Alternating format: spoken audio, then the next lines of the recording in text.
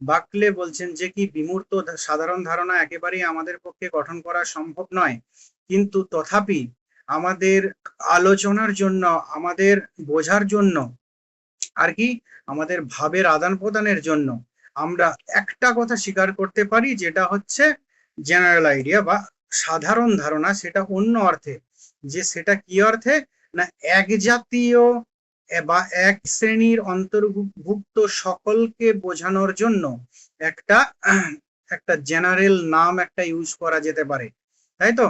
এই অর্থে বাকলে কি করেছেন, যে সাধারণ ধারণা মেনেছেন, কিন্তু বিমূর্ত সাধারণ ধারণা যেটা লক মেনেছিলেন সেটা মানেননি।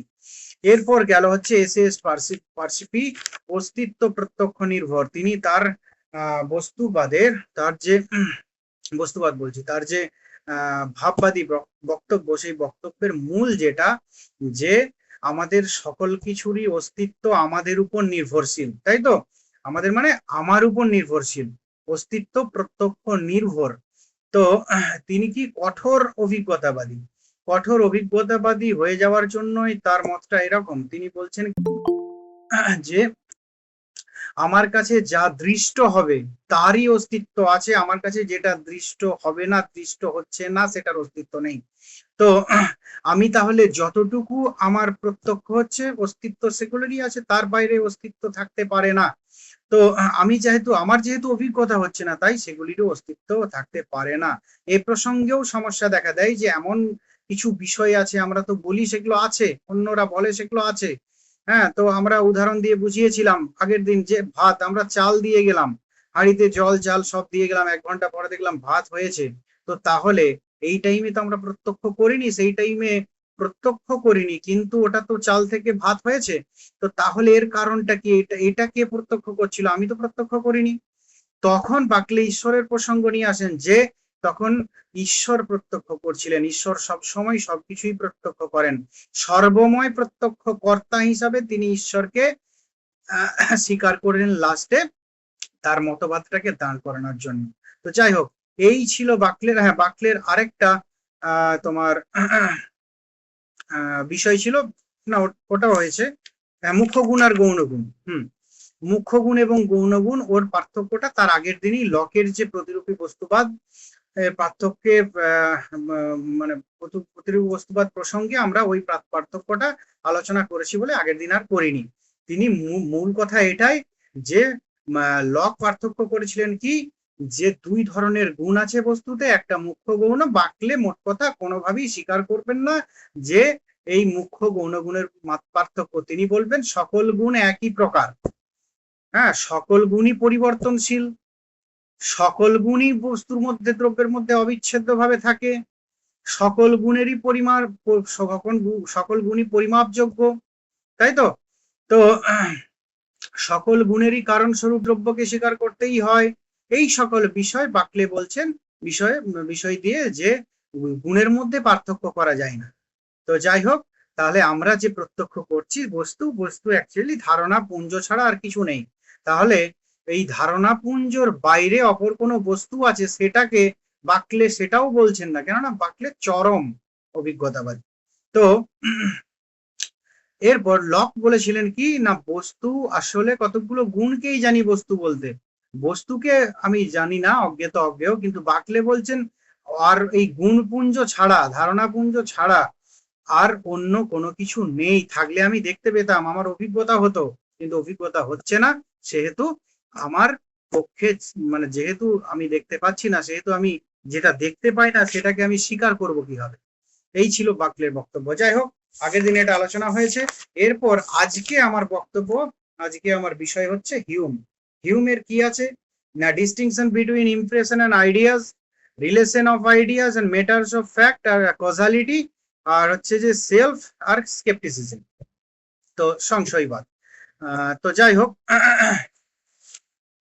এরপর দেখো যে হিউমের প্রথম যেটা মুদ্রণ এবং ধারণা, ঠিক একই ভাবে আমরা এই ব্যাপারটা দেখে এসেছি লকের ক্ষেত্রে, মনে পড়ছে তো? তো লকও কিন্তু বলছেন সরল ধারণা থেকে জটিল ধারণা, তাই তো? তারপর আমরা এটাও দেখেছিলাম যে শুধু অন্তর্দর্শনের মাধ্যমে, হ্যাঁ, কি বলে, না ওটা নয়, ওটা লক বলেননি। লক কি বলছেন, সরল ধারণা এবং জটিল ধারণা, আর হচ্ছে কি তোমার, হ্যাঁ ওটা বলেছিল যে অন্তর্দর্শন লব্ধ ধারণা এবং অন্তর্দর্শন এবং তোমার প্রত্যক্ষণ মানে বাহ্য আর অন্তর দুটো মিলিয়ে তার ধারণা, এই টোটালটা বলেছিলেন। এরপর বাকলে হয়ে হিউম কি বলছেন, হিউম ওটাকেই একটু অন্যভাবে বলছেন, ওটাকে বলছেন ইমপ্রেশন এবং আইডিয়া। তো যাই হোক, এই মুদ্রণ এবং ধারণা, তো যাই হোক, বাহ্য প্রত্যক্ষণ বা সংবেদন বা মুদ্রণ, বাহ্য প্রত্যক্ষণ সেটাকেই ইনি বলছেন কি যে ইমপ্রেশন, এটাকেই তিনি কি বলছেন মুদ্রণ। আর অন্তর প্রত্যক্ষণ সেটা কি বা অন্তর্বেদন, সেটা কি ইনি কি বলছেন যে ধারণা বা আইডিয়া। বোঝা গেছে? তো যাই হোক,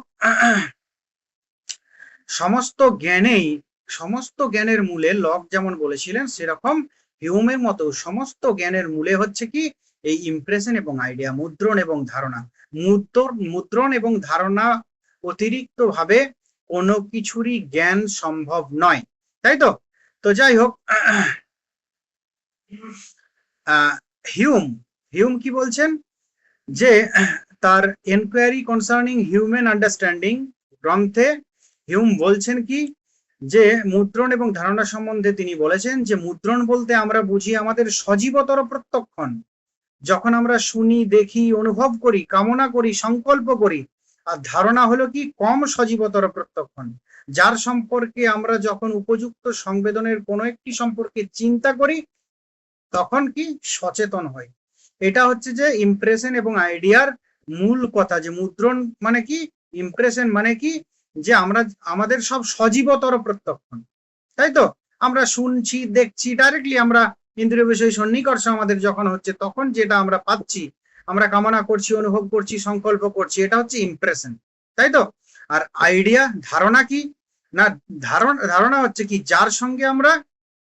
যার সম্পর্কে আমরা যখন উপযুক্ত সংবেদনের কোনো একটি সম্পর্কে গিয়ে চিন্তা করি এবং তখন সচেতন হয় যে আচ্ছা এই বিষয়টা। তো আমরা দেখো লকের ক্ষেত্রে আমরা দেখেছিলাম কি যে একটা বাহ্য প্রত্যক্ষ, একটা অন্তর প্রত্যক্ষ, তাই তো? মানে বাহ্য ইন্দ্রিয় জাত, অন্তর ইন্দ্রিয় জাত, এরকম ব্যাপারটা দেখেছিলাম। তো এখানে দেখো একটা জিনিস, যে ইমপ্রেশন বা তোমার সংবেদন বা মুদ্রণ, এটা কি, এটা বাহ্য হতে পারে, অন্তর হতে পারে, আমরা অনুভব করছি কি অন্তর ইন্দ্রিয়ের দ্বারা।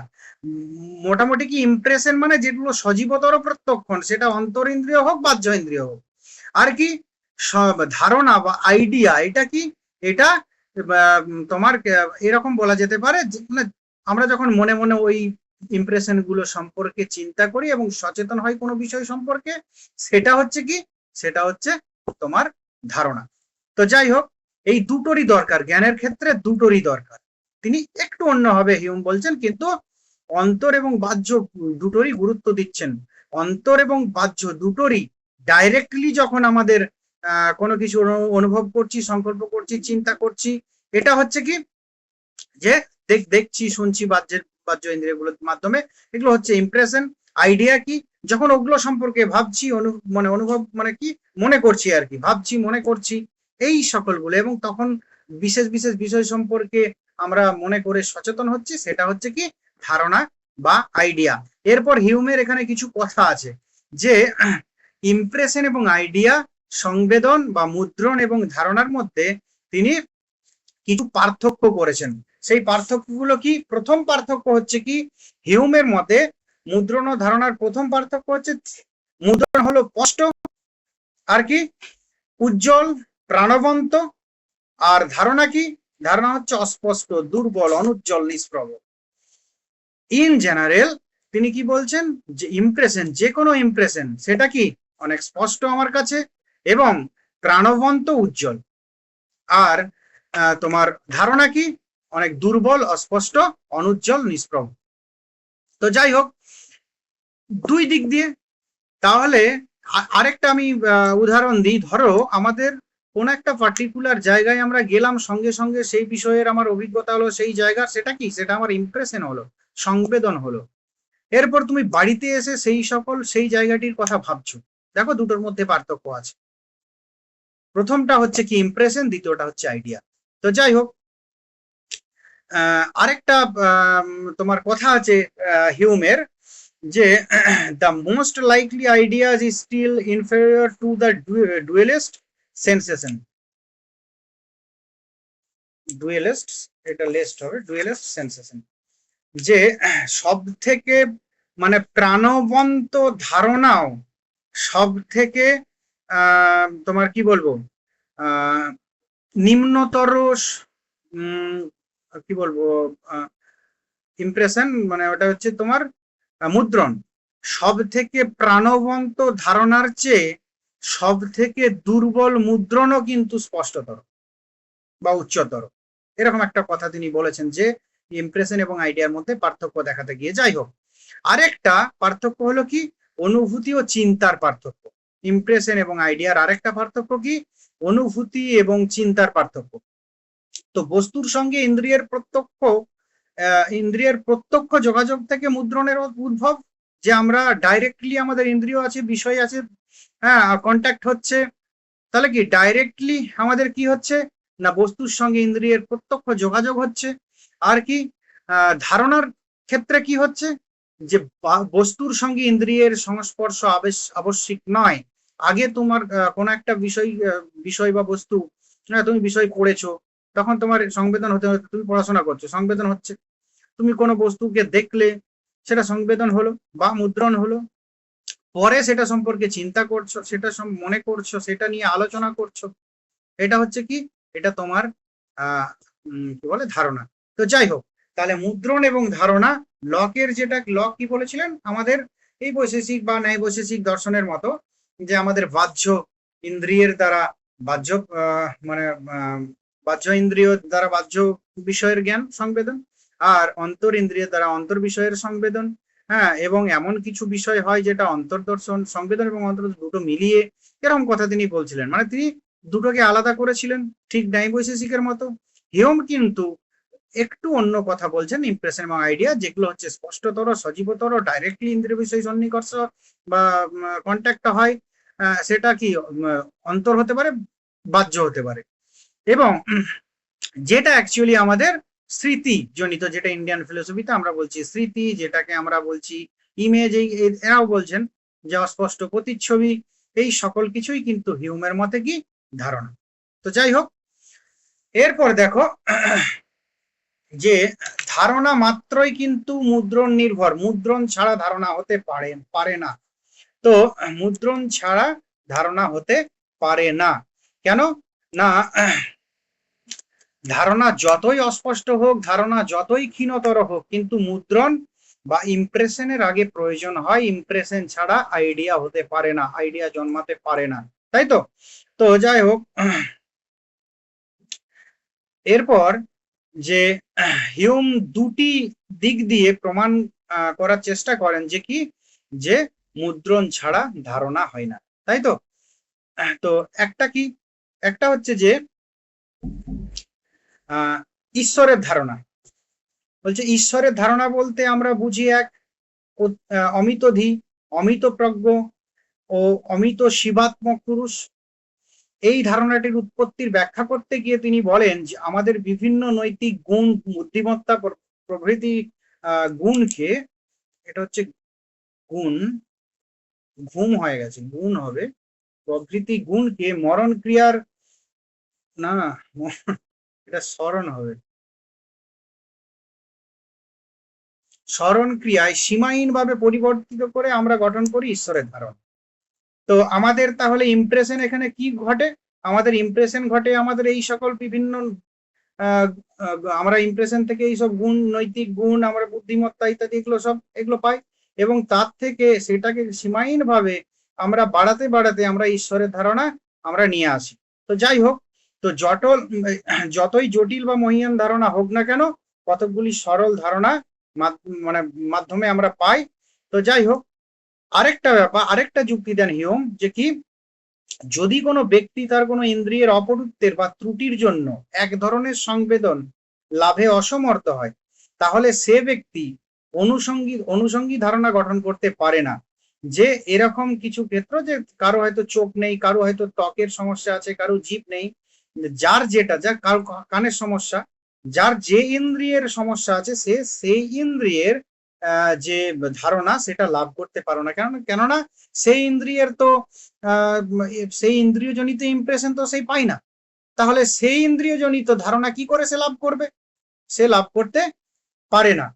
তো কিন্তু পরবর্তী ক্ষেত্রে এরকম এরকম দেখা যায় যে হয়তো অন্ধ ব্যক্তি রং নিয়ে কাজ করছে, কিন্তু বাস্তব মানে সাধারণ ক্ষেত্রে ওটা পারে না। কিন্তু এখন বর্তমানে বেল টেল অনেক পদ্ধতি হয়েছে, সেটা হ্যাঁ বর্তমানে হয়তো পাচ্ছে। তো যাই হোক, এটা তার দেওয়া উদাহরণ। তো আরেকটা কি, আরেকটা এরকম নিজেই তিনি একটা বিরুদ্ধ দৃষ্টান্ত দিয়েছেন যে এমন অনেক দৃষ্টান্ত আছে যেখানে কিন্তু ধারণা ছাড়াও কি বল সরি মুদ্রণ ছাড়াও ধারণা লাভ করা সম্ভব। যেমন হচ্ছে একটা একটা বৃত্ত, একটা বৃত্ত যে একেবারে অনেক ডার্ক শেড, তারপরে একটু ফেড শেড, তারপরে আর একটু ফেড শেড, এইভাবে হতে হতে হ্যাঁ আমরা ধরো একটা বৃত্ত কল্পনা করি। তো ডার্ক শেড, তারপর কি আরেকটু কম ডার্ক, তারপর আরেকটু কম ডার্ক, এইভাবে করতে করতে মাঝের কোনো একটা শেড আমরা একদম সাদা রেখে দিলাম, বাকিগুলো যেমন যেমন আছে করলাম। সেখানে দেখবে অটোমেটিক্যালি আমাদের মনে এরকম চলে আসবে যে এখানটা যদি এই শেড হতো তাহলে খুব ভালো হতো, অথচ ওখানে ওই কালারটা আমাদের কিন্তু কখনোই আমাদের ওই মুদ্রণের মাধ্যমে আমরা পাইনি। কিন্তু তথাপি আমাদের মনে হয় যে এরকম নিজেই এরকম ক্ষেত্র দেখিয়েছেন যে তবে এরকম ক্ষেত্র আছে, এখানে কিন্তু ধারণা ছাড়াও মুদ্রণ ছাড়াও কিন্তু ধারণা লাভ করা সম্ভব। তো যাই হোক, এরপর আরেকটা কথা,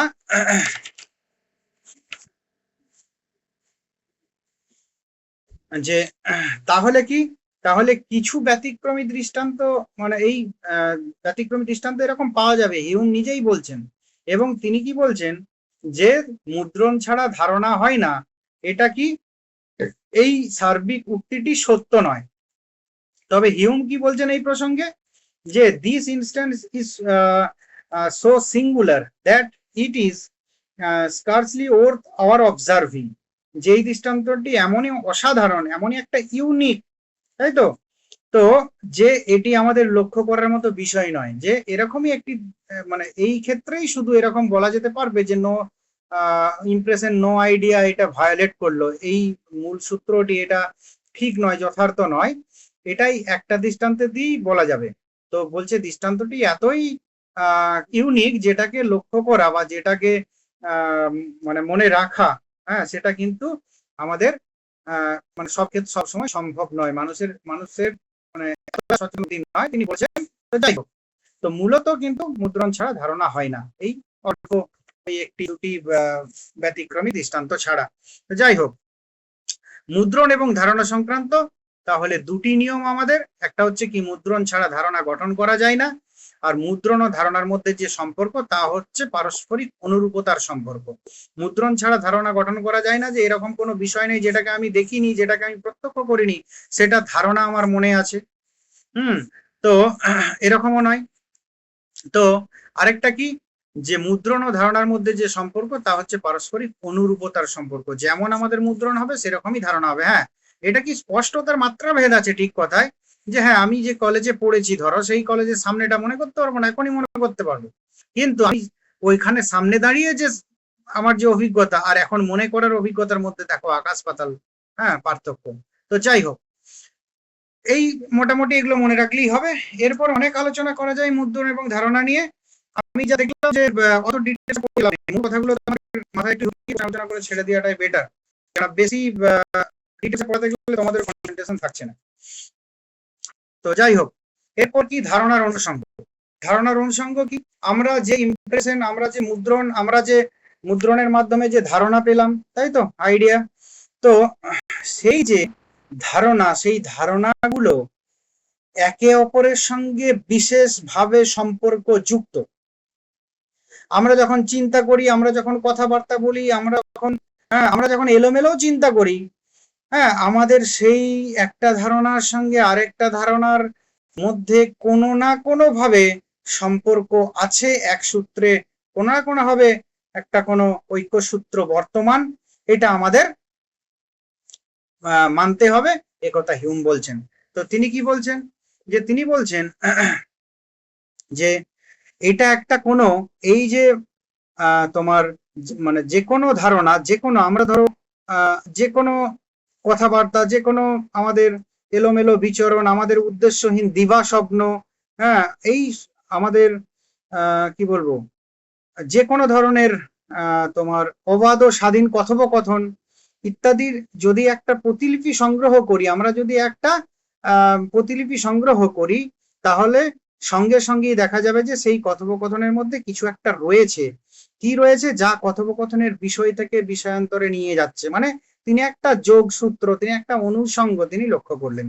তো যাই হোক, তো সমগ্র মানব জাতির উপর এই সার্বিক নীতির বা এই ঐক্য সূত্রের একটা কি প্রভাব আছে।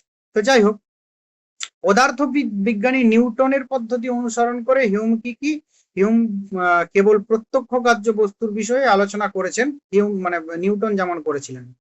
তো যাই হোক, মহাকর্ষ নিয়মকে কি করেছিলেন? পূর্ব স্বীকৃতি রূপে নিউটন করেছিলেন কি সমগ্র জগতের একটা পূর্ব স্বীকৃতি রূপে কি মহাকর্ষ নিয়মকে তিনি নিয়েছিলেন। এখানে হিউম কি করলেন? তাকে অনুসরণ করে এই সমগ্র কিছুর, হ্যাঁ, তেমনি মানে একটা পূর্ব স্বীকৃতি রূপে, দর্শন আলোচনার পূর্ব স্বীকৃতি রূপে তার দর্শনকে এস্টাবলিশ করার জন্য আগে ভাগেই তিনি অনুষঙ্গ নিয়মটা কথা বললেন, ঠিক নিউটনের মতো। তো যাই হোক, এরপর এই যে অনুষঙ্গ, এটাকে ট্রিটাইস গ্রন্থে তিনি বলছেন এক প্রকার মৃদু শক্তি। সেই মৃদু শক্তি কি করে না, এক সূত্রে গ্রথিত করে। হ্যাঁ, তো সেই মৃদু শক্তি অনুষঙ্গ, যেটা ধারণার অনুষঙ্গ, সেই অনুষঙ্গটাকে এক প্রকার মৃদু শক্তি বা মৃদু বল রূপে চিহ্নিত করেছেন। তো যাই হোক, মৃদু বল রূপে অনুসন্ধ সূত্র মানুষের স্বভাব ধর্মে নিহিত হলেও তার উৎসমূল কি? এই যে অনুষঙ্গ সূত্র, তার উৎসমূল, তার মূল কোথায়, তার উৎপত্তি কোথায়, হিউমের মতে অজ্ঞাত। এইটা কি হিউমের মতে অজ্ঞাত, অজানা। হিউম জানে না যে এই অনুষঙ্গের উৎপত্তি কোথায়, মূল কোথায়, কোথা থেকে উৎপত্তি হয়েছে। তথাপি তিনি কিন্তু এটাকে পূর্ব স্বীকৃতি হিসাবে স্বীকার করছেন, কেননা তিনি লক্ষ্য করেছেন বিভিন্ন ক্ষেত্রে আমাদের কথাবার্তা, আলাপ আলোচনা, হ্যাঁ, এমনকি অবাধ চিন্তা আমাদের, যেটাতে মনে হয় না এটার সঙ্গে এটার তো কোনো সম্পর্ক নেই। তো যাই হোক, তো এই প্রসঙ্গে আমাদের মনোবিজ্ঞানী ফ্রয়েডও বলেছেন। হ্যাঁ, তো তিনি যেহেতু একচেটিয়া একটা দিকের কথাই বলেছেন, কিন্তু আমরা স্বপ্নের ক্ষেত্রে এটা আলোচনা হয়েছিল যে আমাদের যে কোনো কিছু আমাদের মনে হতে পারে যে এই যে স্বপ্নটা দেখলাম এটা আজকে নতুন দেখলাম, এরকম নয়। স্বপ্নে যা কিছু তোমার আগে আগে হয়েছে, হ্যাঁ, কিছুটা আমার উপাত্ত আছে। এরপর তোমার যেটা মন যেটা চায়, মন যেটা কামনা করে, হ্যাঁ, মন নিজের মতো কল্পনাও করতে পারে। কল্পনা কিন্তু অবাধ কল্পনা করতে পারে না, কল্পনা করতে পারে। তোমার ইচ্ছা ছিল হয়তো ওয়েস্টমিনস্টার ব্রিজে ইংল্যান্ডে গিয়ে তোমার ঘোরার, হ্যাঁ, তুমি হয়তো হঠাৎ কলকাতায় এসেছো একবার, প্রথম প্রথম এরকম হয়। তো হয়তো বালি ব্রিজে ঘুরছো, হয়তো সেদিন স্বপ্ন দেখলে, কিন্তু তোমার ইচ্ছা ছিল টিভিতে টিভিতে দেখেছো ওয়েস্টমিনস্টার ব্রিজে যদি যেতে পারতাম। তখন দেখবে হয়তো স্বপ্ন দেখছো ওয়েস্টমিনস্টার ব্রিজে ঘুরছো, আবার দেখবে ঘুরে দাঁড়িয়েছো হয়তো দক্ষিণেশ্বর মন্দির সামনে। এরকম দেখবে অবাধ জিনিস হয়। স্বপ্ন কি করে, তোমার কামনা বাসনাটাকে নিয়ে টোটালটাকে একটা হজবরল করে দিতে পারে। সেখানে হয়তো কুল কিনারা পাবে না যে কি হবে, কোথা থেকে কি এলো। হ্যাঁ, তো যাই হোক, কিন্তু যদি বিশ্লেষণ করা যায় সবই কিন্তু দেখা যাবে আসলে তোমার কামনা বাসনা এবং তোমার পূর্ব অভিজ্ঞতা লব্ধ সব বস্তুই বর্তমান। তো যাই হোক, হিউমের মতে কি অনুষঙ্গ সূত্র, এটা কি মৃদু বলরূপে যে অনুষঙ্গ সূত্র, হ্যাঁ, এটা কি এর উৎসমূল, এটা কোথায় সেটা কিন্তু অজ্ঞাত, এটা কিন্তু হিউম জানেন না। সেজন্য অনুষঙ্গ সূত্রের কারণ প্রসঙ্গে কোনো তিনি ব্যাখ্যা প্রদান করেননি। তো যাই হোক, এই অনুষঙ্গ সূত্র এটা আধিবিদ্যক নয়, কেন অধিবিদ্যা নিয়ে হিউম কোনো আলোচনা করেননি, কেন অভিজ্ঞতাবাদী দার্শনিক হিসাবে অধিবিদ্যাকে স্বীকার করা, হ্যাঁ, বা অধিবিদ্যা নিয়ে আলোচনা, এটা তো ঠিক নয়। অভিজ্ঞতা যারা, অভিজ্ঞতাই সবকিছু, তাহলে আধিবিদ্যক বিষয় নিয়ে আলোচনা করাটা ঠিক নয়। তো যাই হোক, তো তিনি কি বলছেন, অধিবিদ্যা অসম্ভব, কারণ স্থায়ী দ্রব্য বলেই কোনো কিছু স্বীকার করেন না। হিউম কি, পরে আমরা দেখব, স্থায়ী দ্রব্য বলেই কিছু স্বীকার করেন না। তিনি কি তিনি কি বলছেন যে আমাদের সকল কিছুই কি অস্থায়ী, তাই তো, পরিবর্তনশীল। তো যাই হোক, হিউম বলছেন দ্রব্য বলে যদি কিছু থাকে তবে ওই ধারণা কোনো না কোনো মুদ্রণ থেকে এসেছে। হিউম দেখিয়েছেন যে দ্রব্যের ধারণাটি মুদ্রণ থেকেও আসতে পারে না, আবার অন্তর্দর্শনের মুদ্রণ থেকেও আসতে পারে না। তো যাই হোক, হিউম কি দেখাচ্ছেন যে অধিবিদ্যা বল কিছু সম্ভব নয়, কেননা তিনি দেখাচ্ছেন যে দ্রব্যের ধারণাটি এটা কিন্তু সংবেদন থেকেও আসতে পারে না, মানে অর্থাৎ মুদ্রণ থেকেও আসতে পারে না, আবার অন্তর্দর্শনের মুদ্রণ থেকেও আসতে পারে না। তো কোনোভাবেই এই অধিবিদ্যার বিষয়টি, অর্থাৎ কি দ্রব্যের বিষয়টি, এটা কিন্তু সম্ভব নয়। তার জন্য হিউম দেখাচ্ছেন, পরবর্তী ক্ষেত্রে আমরা আলোচনা করব যে সবই কিন্তু পরিবর্তনশীল, স্থায়ী দ্রব্য বলে কিছু স্বীকার করছেন না, এবং সেটা বাহ্য এবং মানসিক সব দিক দিয়ে। তো যাই হোক, এরপর আমাদের মূল কথা হলো যে এই যে অনুষঙ্গ সূত্র, এটা একটার সঙ্গে আরেকটা যে সঙ্গবদ্ধ করা হয়, অনুষঙ্গবদ্ধ, মানে এক একটা তোমার ধারণা, আমরা মুদ্রণ পেলাম, সংবেদন পেলাম, এবং সংবেদন জনিত যে ধারণা, সেই ধারণাগুলো একটার পর একটা গেঁথে, একটার পর একটা পাশাপাশি বসে, বা এক একটা কোনো একটা বিশেষ সূত্রে একত্রিত হয়ে তবে তো জ্ঞান হবে। সেই একত্রিতকরণ, ধারণাগুলো পরপর একত্রিতকরণ, সেটা কে করে না এই অনুষঙ্গ, ধারণার অনুষঙ্গ, তাই তো। তাহলে জ্ঞান হলো কি? জ্ঞান হলো ধারণার অনুষঙ্গ। তো এই যে ধারণার অনুষঙ্গ, এটা হচ্ছে যে তিন ভাবে হতে পারে। একটা হচ্ছে সাদৃশ্য, একটা স্থানকালের সান্নিধ্য, আর একটা হচ্ছে কার্যকারণ সম্পর্ক। সাদৃশ্য কি? যে দুই বা ততোধিক ধারণার মধ্যে মিল বা সাদৃশ্য থাকলে তারা সহজেই কি হয়? অনুষঙ্গবদ্ধ হয়ে যায়, তারা অনুষঙ্গবদ্ধ হয়ে যায়, তাই তো। যেমন মূলের সঙ্গে ছবির, যে কারো ছবি লাগানো আছে, তাই তো, আর মূল ব্যক্তিটা, সেটা কি অনেকটা সাদৃশ্যপূর্ণ, তাই কি, তারা অনুষঙ্গ। আর কারো কোনো হয়তো মৃত ব্যক্তি, তার ছবি হয়তো দেয়ালে এরকম ফাটানো আছে, তো সেই ক্ষেত্রে কি হয়, আমরা কারোর বাড়ি গেলাম, হয়তো সেই ব্যক্তিটাকে আগে দেখেছি, এরপর আমরা ওই ছবিটাকে দেখলাম, সঙ্গে সঙ্গে তার কথা মনে হয়, এটা হচ্ছে অনুষঙ্গ, এটা সাদৃশ্য জনিত। স্থানকালের সান্নিধ্য, কোন একটা নির্দিষ্ট কালে নির্দিষ্ট দেশে কোনো কিছুর সঙ্গে আমার অভিজ্ঞতা হয়েছে, সেই দেশে সেই কালে গেলে আমাদের কিন্তু ওই অভিজ্ঞতা, ওই বিষয় আমাদের মনে পড়ে, এটা হচ্ছে স্থানকালের সান্নিধ্য। কার্যকারণ সম্পর্ক, কার্যকারণের দিক দিয়েও কিন্তু কি হয় না, আমাদের কোনো দুটি বস্তু অনুষঙ্গবদ্ধ হতে পারে। যেমন কি, যে আঘাত এবং ব্যথা বেদনার মধ্যে আমরা কি করি? কার্যকারণ সম্পর্ক দেখি, তাই তো, বলে মনে করি। আবার কি, আবার ধরো তোমার ধরো রক্ত বেরোনো, সেটা কেটে যাওয়া, তাই তো। তো এই ধরনের ব্যাপারগুলো যে কার্যকারণ সম্পর্কের ভিত্তিতে আমরা অনুষঙ্গবদ্ধ হয় দুটো বিষয়, সেটা আমরা মানে মনে করি, বা সেটাই হিউমও বলছেন, কিন্তু পরবর্তী ক্ষেত্রে তিনি কার্যকারণ সম্পর্ক বিষয়ে আরো অন্য কথা বলেছেন।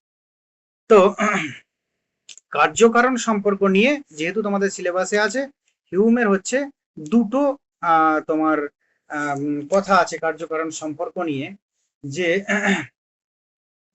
একটা হচ্ছে যে এই যে কার্যকারণ সম্পর্ক, এই কার্যকারণ সম্পর্ক কিন্তু অভিজ্ঞতার মাধ্যমে আমরা যে এই নির্দিষ্ট কার্য, মানে নির্দিষ্ট কারণ থেকে নির্দিষ্ট কার্য উৎপন্ন হয়, এটা আমরা অভিজ্ঞতার দ্বারা ঠিকঠাক ভাবে জানতে পারি না, সম্ভব নয়।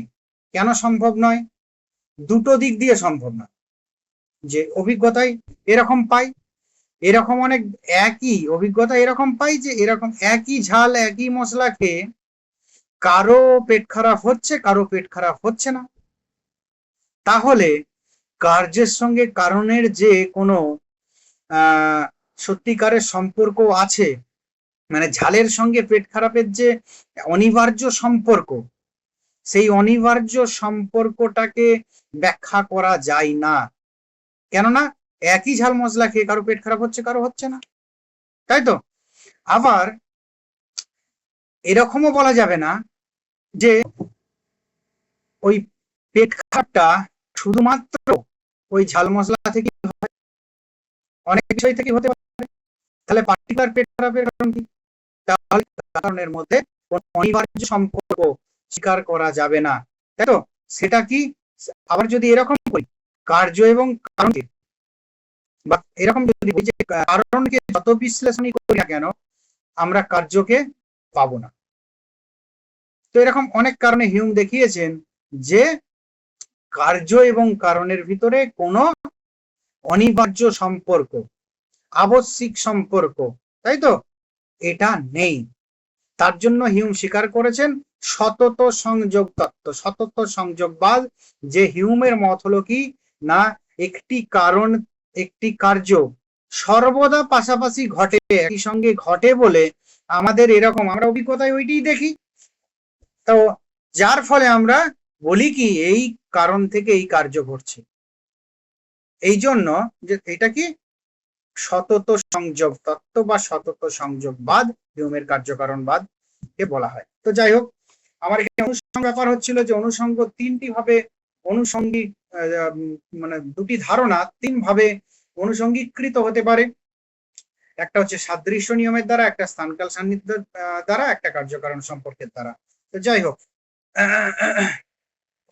কার্যকারণ সম্পর্কের দ্বারা এটা কি না, এখানে দুটো কথা আরো আছে যে আমরা যাই করি না কেন, যে ধরো এখানে হচ্ছে ইতিহাস কাব্য, দুটো উদাহরণ দিয়ে সাহিত্য থেকে এরকম তিনি উদাহরণ দিয়ে দেখিয়েছেন যে ইতিহাস বলো, কাব্য বলো, সাহিত্য বলো, যে কোনো কিছু বলো, দুটি ঘটনাকে তারা কি দেখাতে চায়? তারা দুটি ঘটনার মধ্যে একটা যোগসূত্র প্রদর্শন করতে চান। দুটো ঘটনার মধ্যে কিছু সম্পর্ক আছে, সেই যোগসূত্র বা সম্পর্ক দেখাতে চান। দেখালে কি হয় যে এইটা দেখাতে চান যে সবকিছুর মধ্যে একটা সম্পর্ক আছে, অনুষঙ্গ বদ্ধ সবকিছুই, হ্যাঁ, লাগাম ছাড়া নয়। তো এটা যদি দেখাতে পারেন তাহলে কি, তাহলে যে সাহিত্য, যে ইতিহাসবিদ, যে নাট্যকার এরকমটা দেখাতে পারেন তারটা বেশি প্রশংসিত হয়, আর যিনি এরকম কম দেখাতে পারেন তারটা কম প্রশংসিত হয়। আমরা তো দেখেছি, আমরা যে কোনো জিনিস যদি এরকম স্টেপ বাই স্টেপ, এই সালে এই হয়েছিল, ওই সালে এই হয়েছিল, এটার থেকে এটা স্টেপ বাই স্টেপ সিস্টেমেটিকলি যদি আমরা এগোই, তাহলে আমরা বলি এই লেখকের লেখাটা ভালো, এই নাটকটা ভালো, এই ইতিহাসবিদের ইতিহাসটা ভালো। কিন্তু আমরা যদি এগুলো এই অনুষঙ্গ নিয়ম যদি কার্যকর না করে, কাজে না লাগিয়ে, যারা এমনি এমনি হ্যাঁ মন গড়া কথা এরকম, এগুলো দেখবে আমাদের ভালো লাগবে না, বিশেষ করে দর্শনের ছেলেদের তো নয়। তো যাই হোক, তো এখানে এরকম বিভিন্ন আছে যে এখানে আমাদের কি হয় না, আমাদের হচ্ছে যে ল অফ কজেশন, কার্য কারণ সূত্র, এইটা আমাদের আমাদের সঙ্গে নিয়ে, আমাদের মাথায় রেখে আমাদের এই সবগুলো করতে হয়। কেননা একটা কার্যকারণের ভিত্তিতে অনুসংভূত করা দুটো ধারণাকে, এটা কিন্তু খুবই একটা গুরুত্বপূর্ণ বিষয়।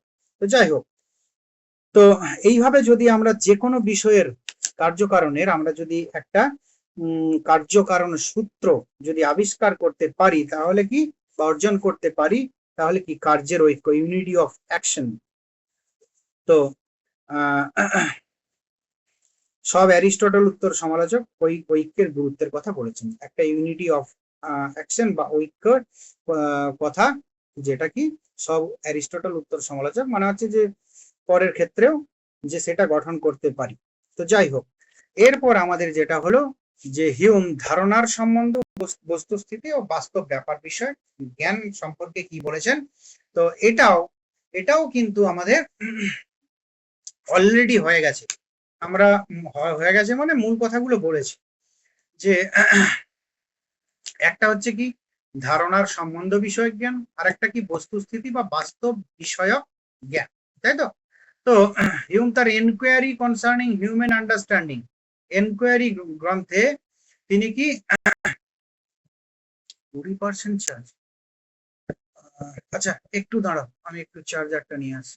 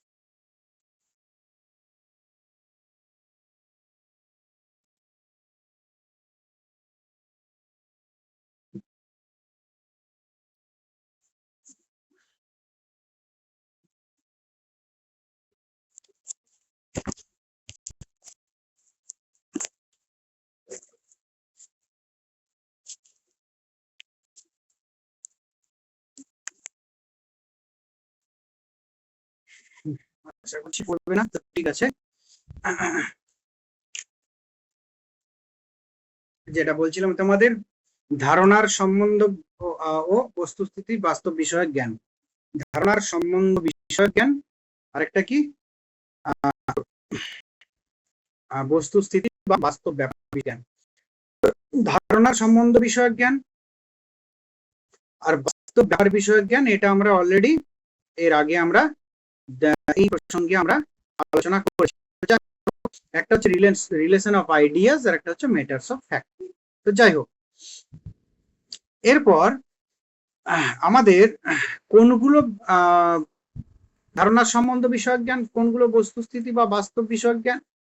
আমাদের গণিত আছে, জ্যামিতি আছে, বীজগণিত আছে, ন্যায়শাস্ত্র ইত্যাদির জ্ঞান হচ্ছে যে ইত্যাদির জ্ঞান হচ্ছে কি না আমাদের এই ধারণার সম্বন্ধ বিষয়ক জ্ঞান, তাই তো। তো এই ধারণার সম্বন্ধ বিষয়ক জ্ঞান এটা কি, এটা হচ্ছে সংজ্ঞামূলক এবং কি প্রমাণমূলক। যে সংজ্ঞামূলক আর একটা কি প্রমাণমূলক যে জ্ঞান। এই জ্ঞানের উদাহরণ কি? এই জ্ঞানের উদাহরণ হলো যে ত্রিভুজ হলো তিন কোণ বিশিষ্ট। আমি যে উদাহরণগুলো দিয়েছি, 5 into 3 is equal to 13 divided by 2, আবার হচ্ছে 2 into 2 is equal to 4। এই সকল বিষয় যে ত্রিভুজের তিন কোণের সমষ্টি দুই সমকোণের সমান, এই সকল জ্ঞানগুলো হচ্ছে কি যে ধারণার সম্বন্ধ বিষয়ক জ্ঞান। এই জ্ঞানগুলো কি, এগুলো হচ্ছে অ্যাপ্রায়রায় পূর্বত সিদ্ধ, এগুলো হচ্ছে অভিজ্ঞতা নিরপেক্ষ, অর্থাৎ কি এগুলো পূর্বত সিদ্ধ। আর কি দ্বিতীয় প্রকার যে জ্ঞান, যে জ্ঞানটা কি বস্তুস্থিতি বা বাস্তব ব্যাপার সংক্রান্ত জ্ঞান, সেই জ্ঞানটা কি সেটা হচ্ছে অভিজ্ঞতা সাপেক্ষ বা পরত সিদ্ধ, পূর্বত সিদ্ধ নয়, তাই তো। তো এটা কি অভিজ্ঞতা সাপেক্ষ, তাই তো। এক প্রকার জ্ঞান, তাহলে প্রথম প্রকার জ্ঞান কি না ত্রিভুজ হলো তিন কোণ বিশিষ্ট, আর 2 into 2 সমান 4, ত্রিভুজ তিন কোণের সমষ্টি দুই সমকোণের সমান। এই সকল জ্ঞানগুলো কি, এগুলো হচ্ছে পূর্বত সিদ্ধ জ্ঞান, কি এগুলো কি সংজ্ঞামূলক এবং প্রমাণমূলক, তাই তো। কিছু জ্ঞান আছে সংজ্ঞামূলক আর কিছু জ্ঞান প্রমাণ করা যায়, আমাদের বীজগণিত, হ্যাঁ আমাদের জ্যামিতি আর কি। তো বীজগণিত বা কি বলে জ্যামিতি, এখানে কোথায়, এখানে কি হয়, এখানে হচ্ছে যে প্রমাণ করতে হয় বিভিন্ন উপপাদ্য, জ্যামিতিক উপপাদ্য। বীজগণিতেও তাই বিভিন্ন সূত্রের দ্বারা আমরা কি প্রমাণ করি। তো তাহলে আরেক কিছু জ্ঞান আছে কি সেগুলো সংজ্ঞামূলক, সরাসরি আমাদের কাছে কি ধরা দেয়। তো 2 into 2 is equal to 4, এটা কি সংজ্ঞামূলক, সঙ্গে সঙ্গে কি এটা আমাদের কোনো জ্ঞানকে প্রকাশ করে, এগুলো কি সংজ্ঞামূলক। আর কি দ্বিতীয় প্রকার যে ত্রিভুজের তিন কোণের সমষ্টি দুই সমকোণের সমান, এটা কি প্রমাণমূলক, প্রমাণ করতে হয়, মিলে যায়। যাই হোক, আর আমাদের এটা তাহলে কি টোটালটা হলো কি, এটা হচ্ছে ধারণার সম্বন্ধ বিষয়ক জ্ঞান। আরেকটা কি আমাদের বচন আছে যে বাস্তব ব্যাপার বিষয়ক জ্ঞান বা বচন, সেটা কি দ্বিতীয় প্রকার। এই দ্বিতীয় প্রকার জ্ঞান বা বচন, এটাকে তিনি কি বলছেন, ইতিহাস, ভূগোল, রাষ্ট্রবিজ্ঞান, নীতিবিজ্ঞান, জ্যোতির্বিজ্ঞান, পদার্থ বিজ্ঞান, রসায়ন, মানে এই সকল কিছুর জ্ঞান, এগুলো কি বলছেন তিনি, তিনি বিষয় সংক্রান্ত জ্ঞান, তাই তো। ইতিহাস, ভূগোল, রাষ্ট্রবিজ্ঞান এগুলো তো বটেই, নীতিবিজ্ঞান, জ্যোতির্বিজ্ঞান, পদার্থ বিজ্ঞান ল্যাবে, রসায়ন ল্যাবে, ল্যাবের কাজ। তো এটা কিন্তু হ্যাঁ এরকম তোমাদের মনে হতে পারে যে আমাদের পদার্থবিদ্যা বা রসায়নে তো এখানেও তো তাই আমাদের প্রমাণ করা হয়, তাহলে এটা কেন প্রমাণমূলক নয়। প্রশ্ন হলো বাস্তব ব্যাপার বিষয়ক জ্ঞানের কথা বলা হয়েছে, দুটো বিষয়। এখানে ত্রিভুজ আর তিন কোণের সমষ্টি বা বীজগণিতের সূত্র কোনো বাস্তব বিষয় নয়, আগের দিন বিভিন্ন ক্লাস প্রসঙ্গে বলা হয়েছে। তো যাই হোক, তো এই সকল বিষয়ক যে জ্ঞান মানে বাস্তবে, যেমন সাদা কালো নয়, তো তোমার লাল নীল নয়, বাড়িটি রাস্তা নয়, এই সকল বিষয়গুলো সবই কিন্তু কি বাস্তব ব্যাপার, মানে ব্যাপার সংক্রান্ত জ্ঞান। এই জ্ঞান কিন্তু পূর্বত সিদ্ধ নয়, এটা কি পরতসাধ্য। তো এই দুই প্রকার জ্ঞানের মধ্যে দুটি পার্থক্য হিউম করেছেন, যেটা অলরেডি আমরা বলে দিয়েছি। তো প্রথম জ্ঞানটা কি পূর্বত সিদ্ধ বা অভিজ্ঞতা নিরপেক্ষ। তো জাগতিক কোনো তথ্য বা বাস্তব বিষয়ের উপর নির্ভর না করে শুধুমাত্র চিন্তন বা বুদ্ধির মাধ্যমে জাতীয় বচনকে জানা যায়। মাধ্যমে এই জাতীয়, এটা হবে এই এই জাতীয় বচনকে জানা যায়। আর দ্বিতীয় বচন কি? দ্বিতীয় বচন হচ্ছে কি না তোমার পরতসাধ্য, মানে কেবল জ্ঞান বা বুদ্ধি ক্রিয়ার উপরে জানা যায় না। কি হয়? বস্তুস্থিতি বিন্যাসকে জানার জন্য অভিজ্ঞতারও প্রয়োজন হয়। প্রথম প্রকারের উদাহরণ তো আমরা অনেক দিলাম। আরেকটা উদাহরণ যে 5-এর 3 গুণ হলো 30-এর অর্ধেক, এই সকল। বা দ্বিতীয় যেটা বস্তুস্থিতির উদাহরণ হচ্ছে কি আগামীকাল সূর্য পূর্ব দিকে উঠবে, এটা আমি আগের বারও বলেছিলাম। আর বা আগামীকাল সূর্য পূর্ব দিকে উঠবে না, দুটোই একই ব্যাপার। এই দুটোই কিন্তু যে বাস্তব বিষয় সংক্রান্ত জ্ঞান, যে দুটোর জন্যই বাস্তব বিষয়ের জ্ঞান প্রয়োজন, এমনি এমনি বলা যাবে না।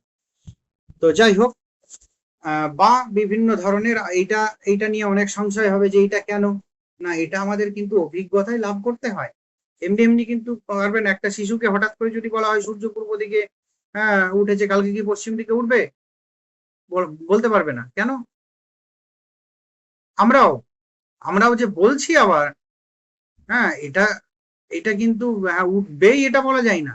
এই জন্য আরেকটা পার্থক্য, এই নিয়ে আরেকটা পার্থক্য, যে প্রথম প্রকার যে জ্ঞান, যেটা হচ্ছে ধারণার সম্বন্ধ বিষয়ক জ্ঞান, সেটাকে অস্বীকার করলে স্ববিরোধিতা ঘটবে।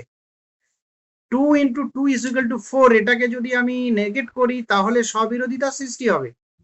আবার কিন্তু যদি দ্বিতীয় প্রকার যে তোমার বাস্তব ব্যাপার বিষয়ক জ্ঞান, এই বাস্তব ব্যাপার বিষয়ক জ্ঞানকে স্ববিরোধিতা মানে বিরোধ করলে বা নেগেট করলে, সরি আমি ভুল বললাম, নেগেট করলে, এর বিরোধিতা করলে স্ববিরোধিতার উৎপন্ন হবে না। প্রথম প্রকার যেটা হচ্ছে ধারণার সম্বন্ধ বিষয়ক জ্ঞান, সেটাকে যদি আমি নেগেট করি, সেটার যদি বিরোধিতা করি, তাহলে কি হবে? স্ববিরোধিতা উৎপন্ন হবে। আর দ্বিতীয় প্রকারটার স্ববিরোধিতার উৎপন্ন হবে না। যাই হোক, তো যেমন কি 2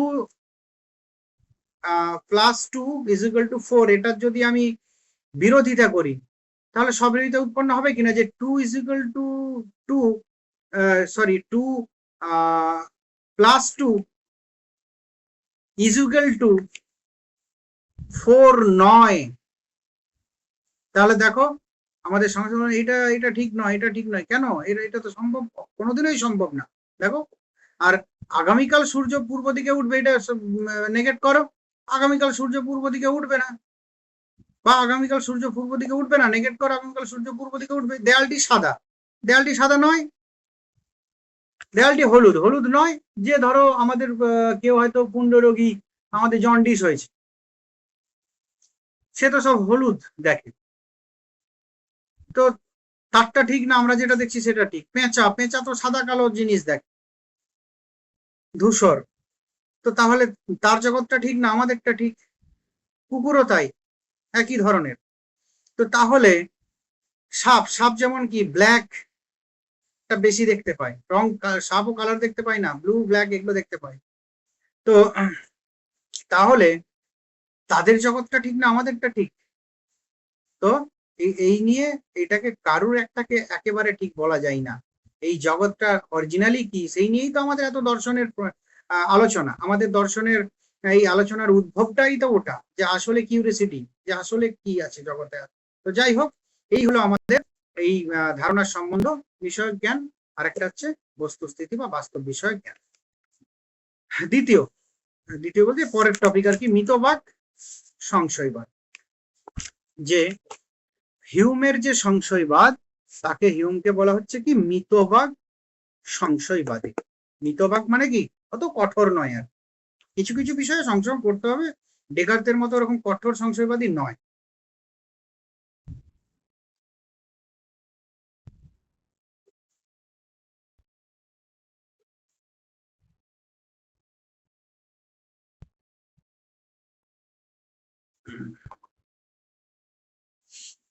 দেখো, যে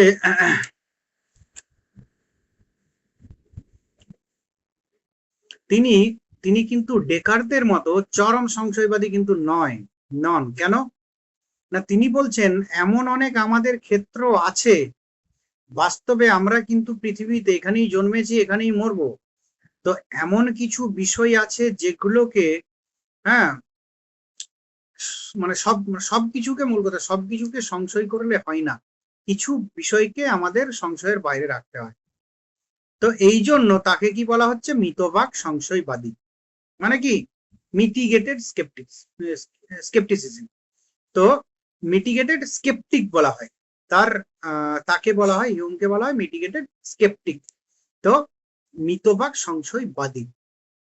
আর এই মিটিগেটেড স্কেপটিসিজম, যে মিতবাক সংশয়বাদ, মিতবাক মানে কি চরম নয়, কঠোর নয়, অপেক্ষাকৃত সরল সংশয়বাদ। তো যাই হোক, যে হিউম এই প্রকার সংশয়বাদ আসলে পাইরোবাদের অর্থাৎ অসংযত সংশয়বাদের এক মার্জিত উন্নততর রূপ। হিউমের এই সংশয়বাদ এই প্রকার মিতবাক ও সংশয় বাদ দীর্ঘস্থায়ী ও উপযোগী সংশয়বাদ। তিনি বলছেন যে এমন অনেক ক্ষেত্র আছে, সেই ক্ষেত্রে আমাদের সংশয় করলে হয় না। তো কিছু কিছু ক্ষেত্র আছে যেখানে সংশয় করতে হয়, না সংশয় করলে চলে না। তো যেখানে না সংশয় করলে চলে না, সেখানে সংশয় করাটা প্রয়োজন। সর্বক্ষেত্রে সংশয় করা, এটা আমাদের জীবন ধারণের ক্ষেত্রেও সমস্যা করে। তো এই যে সংশয়বাদ,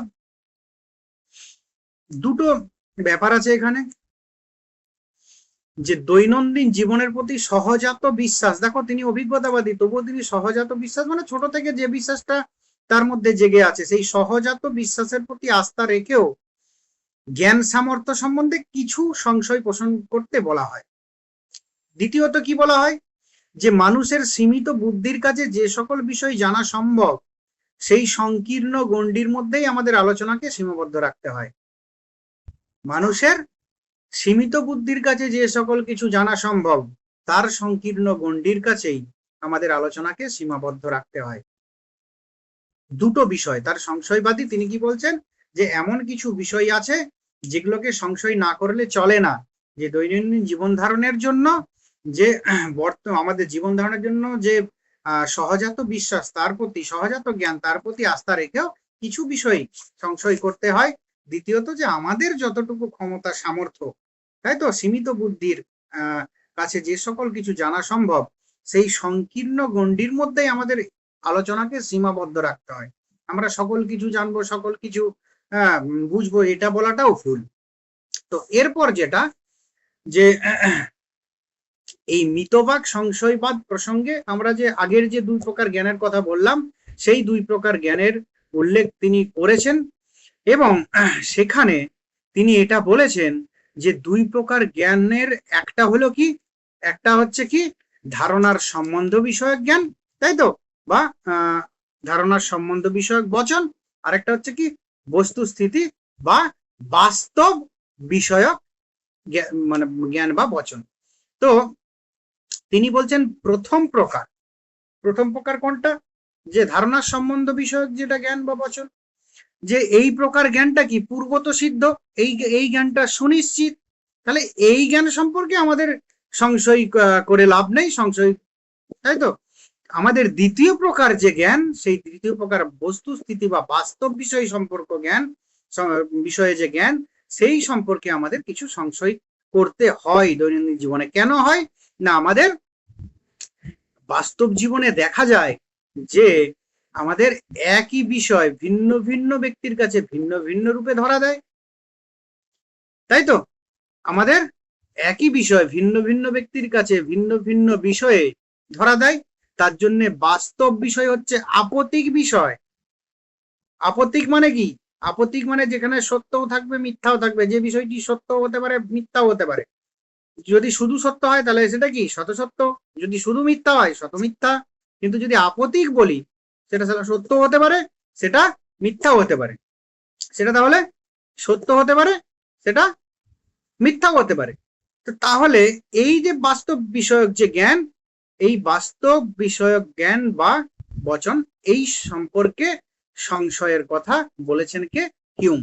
ওই জন্য তার মতবাদটা কি, যে কি বলে মিটিগেটেড স্কেপটিসিজম বা তোমার হচ্ছে যে মিতবাক সংশয়বাদ। তো এরপর একটা যে এই যে বাস্তব বিষয়ক জ্ঞানের প্রসঙ্গে তিনি সংশয় করার কথা বললেন, তিনি কিন্তু এটা বললেন না, ডেকার্ট কিন্তু এটা বলেছিলেন যে এই বিষয়ে সকল কিছু সম্পর্কে সংশয় সন্দেহ, কিন্তু তিনি আবার বাস্তব বিষয়ক যে জ্ঞান তারও সকল সম্পর্কে তিনি কিন্তু কি বললেন, সংশয় করতে বলেননি। কি বলেছেন যে এর মধ্যেও কিছু বিষয় আছে যেগুলোকে আমাদের কিন্তু সত্য বলে আমরা আমাদের মেনে নিতে কোনো সমস্যা নেই, সেখানে কোনো সংশয় আমাদের জাগে না। যেমন কি অগ্নি দহন করে, জল তৃষ্ণা নিবারণ করে, দুধ খেলে শরীর পুষ্ট হয়, এ সকল বিষয়েও কিন্তু তিনি সংশয়ের কথা বলেননি। তাহলে তিনি কোন বিষয়ে সংশয়ের কথা বলেছেন?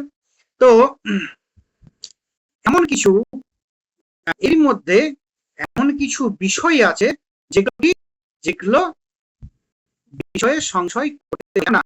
একই ধরো খাবার বিভিন্ন জন খাওয়ার পর কি হচ্ছে না ভিন্ন ভিন্ন রেজাল্ট হচ্ছে, সেই ক্ষেত্রে আমাদের সংশয় যে তাহলে এর কারণটা কি, আসলেই কি এটা পুষ্টিকর নাকি অপুষ্টিকর কোনো মানে উপাদান আছে। আবার হচ্ছে যে আমরা ধরো এরকম যদি যে এখানে যেটা বলছেন যে আমরা যদি এরকম কোনো বিষয় সম্পর্কে সংশয় করি যেগুলো মানে অযাচিত বিষয়, যেগুলো আমাদের কোনো মানে যেগুলো সম্পর্কে আমাদের কোনো সংশয় আসেনি, তো সেগুলো হচ্ছে বৃথা পড়া মাত্র, সেগুলোতে আমাদের কি আলটিমেট আমাদের মানে লাভ কিছু হয় না, এগুলো হাস্যকর একটি বিষয়। তো আমাদের কিছু বিষয় আছে যেগুলোতে আমাদের সংশয় কিছু ক্ষেত্রে করতে হয়, না সংশয় করে থাকা যায় না। যেমন ওই খাবারের উদাহরণটা দিলাম যে একই খাবার একই খাদ্য বস্তু, সেটা কি সেটা ভিন্ন ভিন্ন রেজাল্ট ভিন্ন ভিন্ন জনের, তাহলে সেটার বিষয়ে সংশয় জাগে। আবার এরকম কিছু বিষয় আছে যে একই বস্তু ভিন্ন ভিন্ন জনের কাছে ভিন্ন ভিন্ন ভাবে যখন প্রতিভাত হয় তখন সেই বিষয়ে আমাদের সংশয় জাগে। এই সকল কতিপয় বিষয় সম্পর্কে আমাদের সংশয় করাটা যথার্থ, কিন্তু আমাদের বেশিরভাগ যেগুলো আমাদের মানে ছোট থেকে ওই যে বলা হয়েছে যে ছোট থেকে দৈনন্দিন জীবন নির্বাহের জন্য সহজাত বিশ্বাস, যেগুলো সবই বিশ্বাস, অগ্নি দহন করে, জল তৃষ্ণা নিবারণ করে, জল নিচের দিকে গড়ায়, এই সহজাত বিশ্বাস এগুলোকে বাদ দিয়ে যদি কিছু নিয়ে আমাদের সমস্যা হয় তখন সেই ক্ষেত্রে সংশয় করা যাবে। ওই জন্য একেবারে মিটিগেটেড স্কেপটিক মানে অল্প কিছু বিষয়ে সংশয় ছাড়া অন্য বিষয়ে সংশয় করার কথা তিনি বলেন। তো যাই হোক, এরপর যেটা আমাদের বলার দরকার, একটা হচ্ছে পূর্বগামী সংশয়বাদ আর একটা কি অনুগামী সংশয়বাদ। পূর্বগামী সংশয়বাদটা কি আর অনুগামী সংশয়বাদটা কি?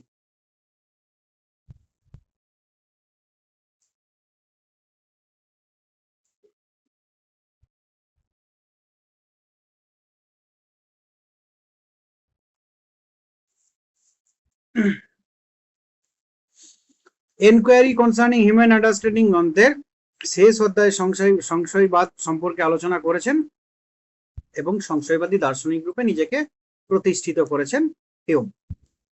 তো যাই হোক, তার যে সংশয়বাদ এটি দুই ভাবে এটাকে আলোচনা করা যায়। একটাকে তিনি বলেছেন কি পূর্বগামী সংশয়বাদ আর একটা হচ্ছে অনুগামী সংশয়বাদ। একেবারে সরল জিনিস যে কোনো দর্শন, যে কোনো আলোচনা, আলাপ আলোচনা, কথাবার্তার পূর্ববর্তী যে সংশয়বাদ সেটা হচ্ছে কি পূর্বগামী সংশয়বাদ। আর অনুগামী সংশয়বাদ কোনটা না, যে কোনো আলাপ আলোচনা ও দর্শনের যেটা অনুগামী মানে আলাপ আলোচনার শেষে যে সংশয়, কোন একটা সিদ্ধান্ত স্থাপন করলাম তারপর যে সংশয়, তো সেটা হচ্ছে কি অনুগামী সংশয়বাদ। তাহলে পূর্বগামী সংশয়বাদ ডেকার্ত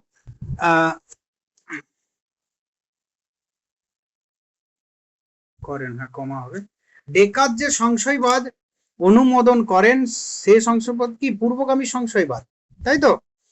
তো কেবল, আচ্ছা এটা হচ্ছে কেবল মাত্র হবে, কেবল মেয়ে আছে, দেখো কেবল মাত্র, কেবল মাত্র। ডেকার্ট কি, দেখো তার দর্শনটা প্রকাশকালে, দর্শনের আলোচনা কালে তিনি প্রথমেই কিসে লিপ্ত হলেন, যে আমাকে এমন একটা পদ্ধতি অনুসরণ করতে হবে, যেটা কি সর্বজন স্বীকৃত, এবং পদ্ধতি অনুসরণ করা হলো যে গাণিতিক এবং জ্যামিতিক পদ্ধতি। কেননা এটা সর্বজন স্বীকৃত, এবং এটা কি গণিত জ্যামিতি যেমন একটা কি একটা আলটিমেট একটা সত্যতে উপনীত করে, এবং যেটা সেই সত্যটা সম্পর্কেও সকলের একমত। ডেকার্তেরও লক্ষ্য ছিল যে আমাকে এরকম একটি সর্বজন স্বীকৃত সত্যে উপনীত হতে হবে যেটাতে আর সংশয় করা যাবে না। তিনি সকল কিছুকে সংশয় করেছেন, সংশয় করতে করতে তিনি লাস্টে এরকমও বলেছেন যে 2 + 2 = 4 হচ্ছে, এটাও কি কোনো দৈত্য করাচ্ছে আমাদেরকে, এটাও কি নাকি মানে এটাও কি সত্যি হচ্ছে, নাকি কোনো এরকম হতে পারে যে কোনো অলৌকিক কিছু শক্তি, অলৌকিক শক্তি বা দৈত্য আমাকে পাচ্ছে। যাই হোক, এই পূর্ব মানে কোন আলোচনা প্রসঙ্গে আলোচনা শুরু করছি কি করে, সংশয় মাধ্যমে, এটাকে বলা হচ্ছে কি পূর্বগামী সংশয়বাদ, তাই তো। তো এই জন্য বলা হচ্ছে ডেকার্ট যে সংশয়বাদ অনুমোদন করেন, সে পূর্বগামী সংশয়বাদে কেবল পূর্ব স্বীকৃত মতবাদ বা বিশ্বাস সম্বন্ধে সংশয় প্রকাশ করা হয় তা নয়, ইন্দ্রিয়ের সামর্থ্য সম্পর্কেও সংশয় প্রকাশ করা হয়। সকল কিছু সম্পর্কেই সংশয়, সেটা আমরা ডেকার্টের ক্ষেত্রে দেখেছি। তো ডেকার্ট বলেন যে যতক্ষণ না কোনো মৌল সূত্র থেকে যতক্ষণ না কোনো মৌল সূত্র থেকে কোনো নিঃসন্দিগ্ধ সত্যে পৌঁছাতে পারি, ততক্ষণ পর্যন্ত সব বিষয়ে সংশয় পোষণ করা বাঞ্ছনীয়। তো এটা ডেকার্তের যে সংশয়বাদ, সেটাকে তিনি বলছেন কি পূর্বগামী সংশয়বাদ, যে কোনো কিছুকে, হ্যাঁ, সংশয় মানে কোনো কিছুকে এস্টাবলিশ করার আগে যে সংশয়, কোনো কিছু আলাপ আলোচনা, দর্শন বা যে কোনো মানে কথাবার্তা সবকিছু, তো যেগুলোর পূর্বে, যেটা আলোচনার পূর্বে যে সংশয়, সেটাই হচ্ছে পূর্বগামী সংশয়বাদ, যেটা ডেকার্ট যেটা দিয়েছেন, যেটা আলোচনা করেছেন। তো এখানে কি তাহলে ডেকার্তের পূর্বগামী সংশয়বাদ সম্পর্কে হিউমের কিছু আপত্তিও আছে। যে 1 নম্বর আপত্তি হচ্ছে যে ডেকার্ট যেসব প্রামাণ্য মৌল সত্য প্রতিষ্ঠা করতে চেয়েছেন, এরকম নিঃসন্দিগ্ধ অসংশোধনীয় বা সব প্রামাণ্য সত্য বস্তুত নেই, যার থেকে সমস্ত জ্ঞান নিষ্কাশন করা যায়। আর কি, এতে যে সংশয়বাদ অনুমোদন করা হয় তার কোনো পরিসমাপ্তি নেই, সংশয় হতেই থাকে, তাই তো। এরকমও তো হতে পারে যে আমি চিন্তা করি আমি আছি, এটাও তো কোনো দৈত্য দানব করাতে পারে, এখানেও সংশয় জাগতে পারে। তার জন্য হিউম বলছেন কি এটারও কোনো মানে নিষ্পত্তি নাও ঘটতে পারে। অনুগামী সংশয়বাদ, অনুগামী সংশয়বাদ এটা কি না, এটা মানে এটা হিউম বোঝাতে চেয়েছেন যে এমন সংশয়বাদ যা সকল বিশ্বাস ও অনুসন্ধানের অনুগামী, মানে বিশ্বাস অনুসন্ধান হয়ে গেল লাস্টে, যে মনে করা যাক যে দার্শনিকরা বিচার বিবেচনার পর সিদ্ধান্ত এলেন যে আমাদের সমস্ত ইন্দ্রিয় ও মানুষ সামর্থ্যের ক্ষমতা সীমিত। ইন্দ্রিয়, এটা কিছু একটা বাক্যে ভুল আছে,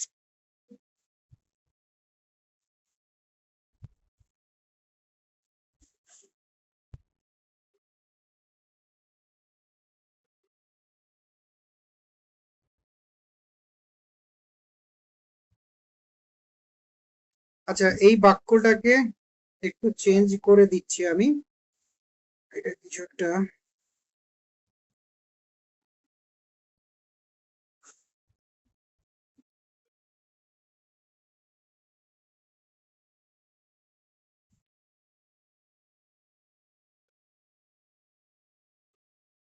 এই বাক্যটিকে একটু চেঞ্জ করে নেবে তোমরা। হুম,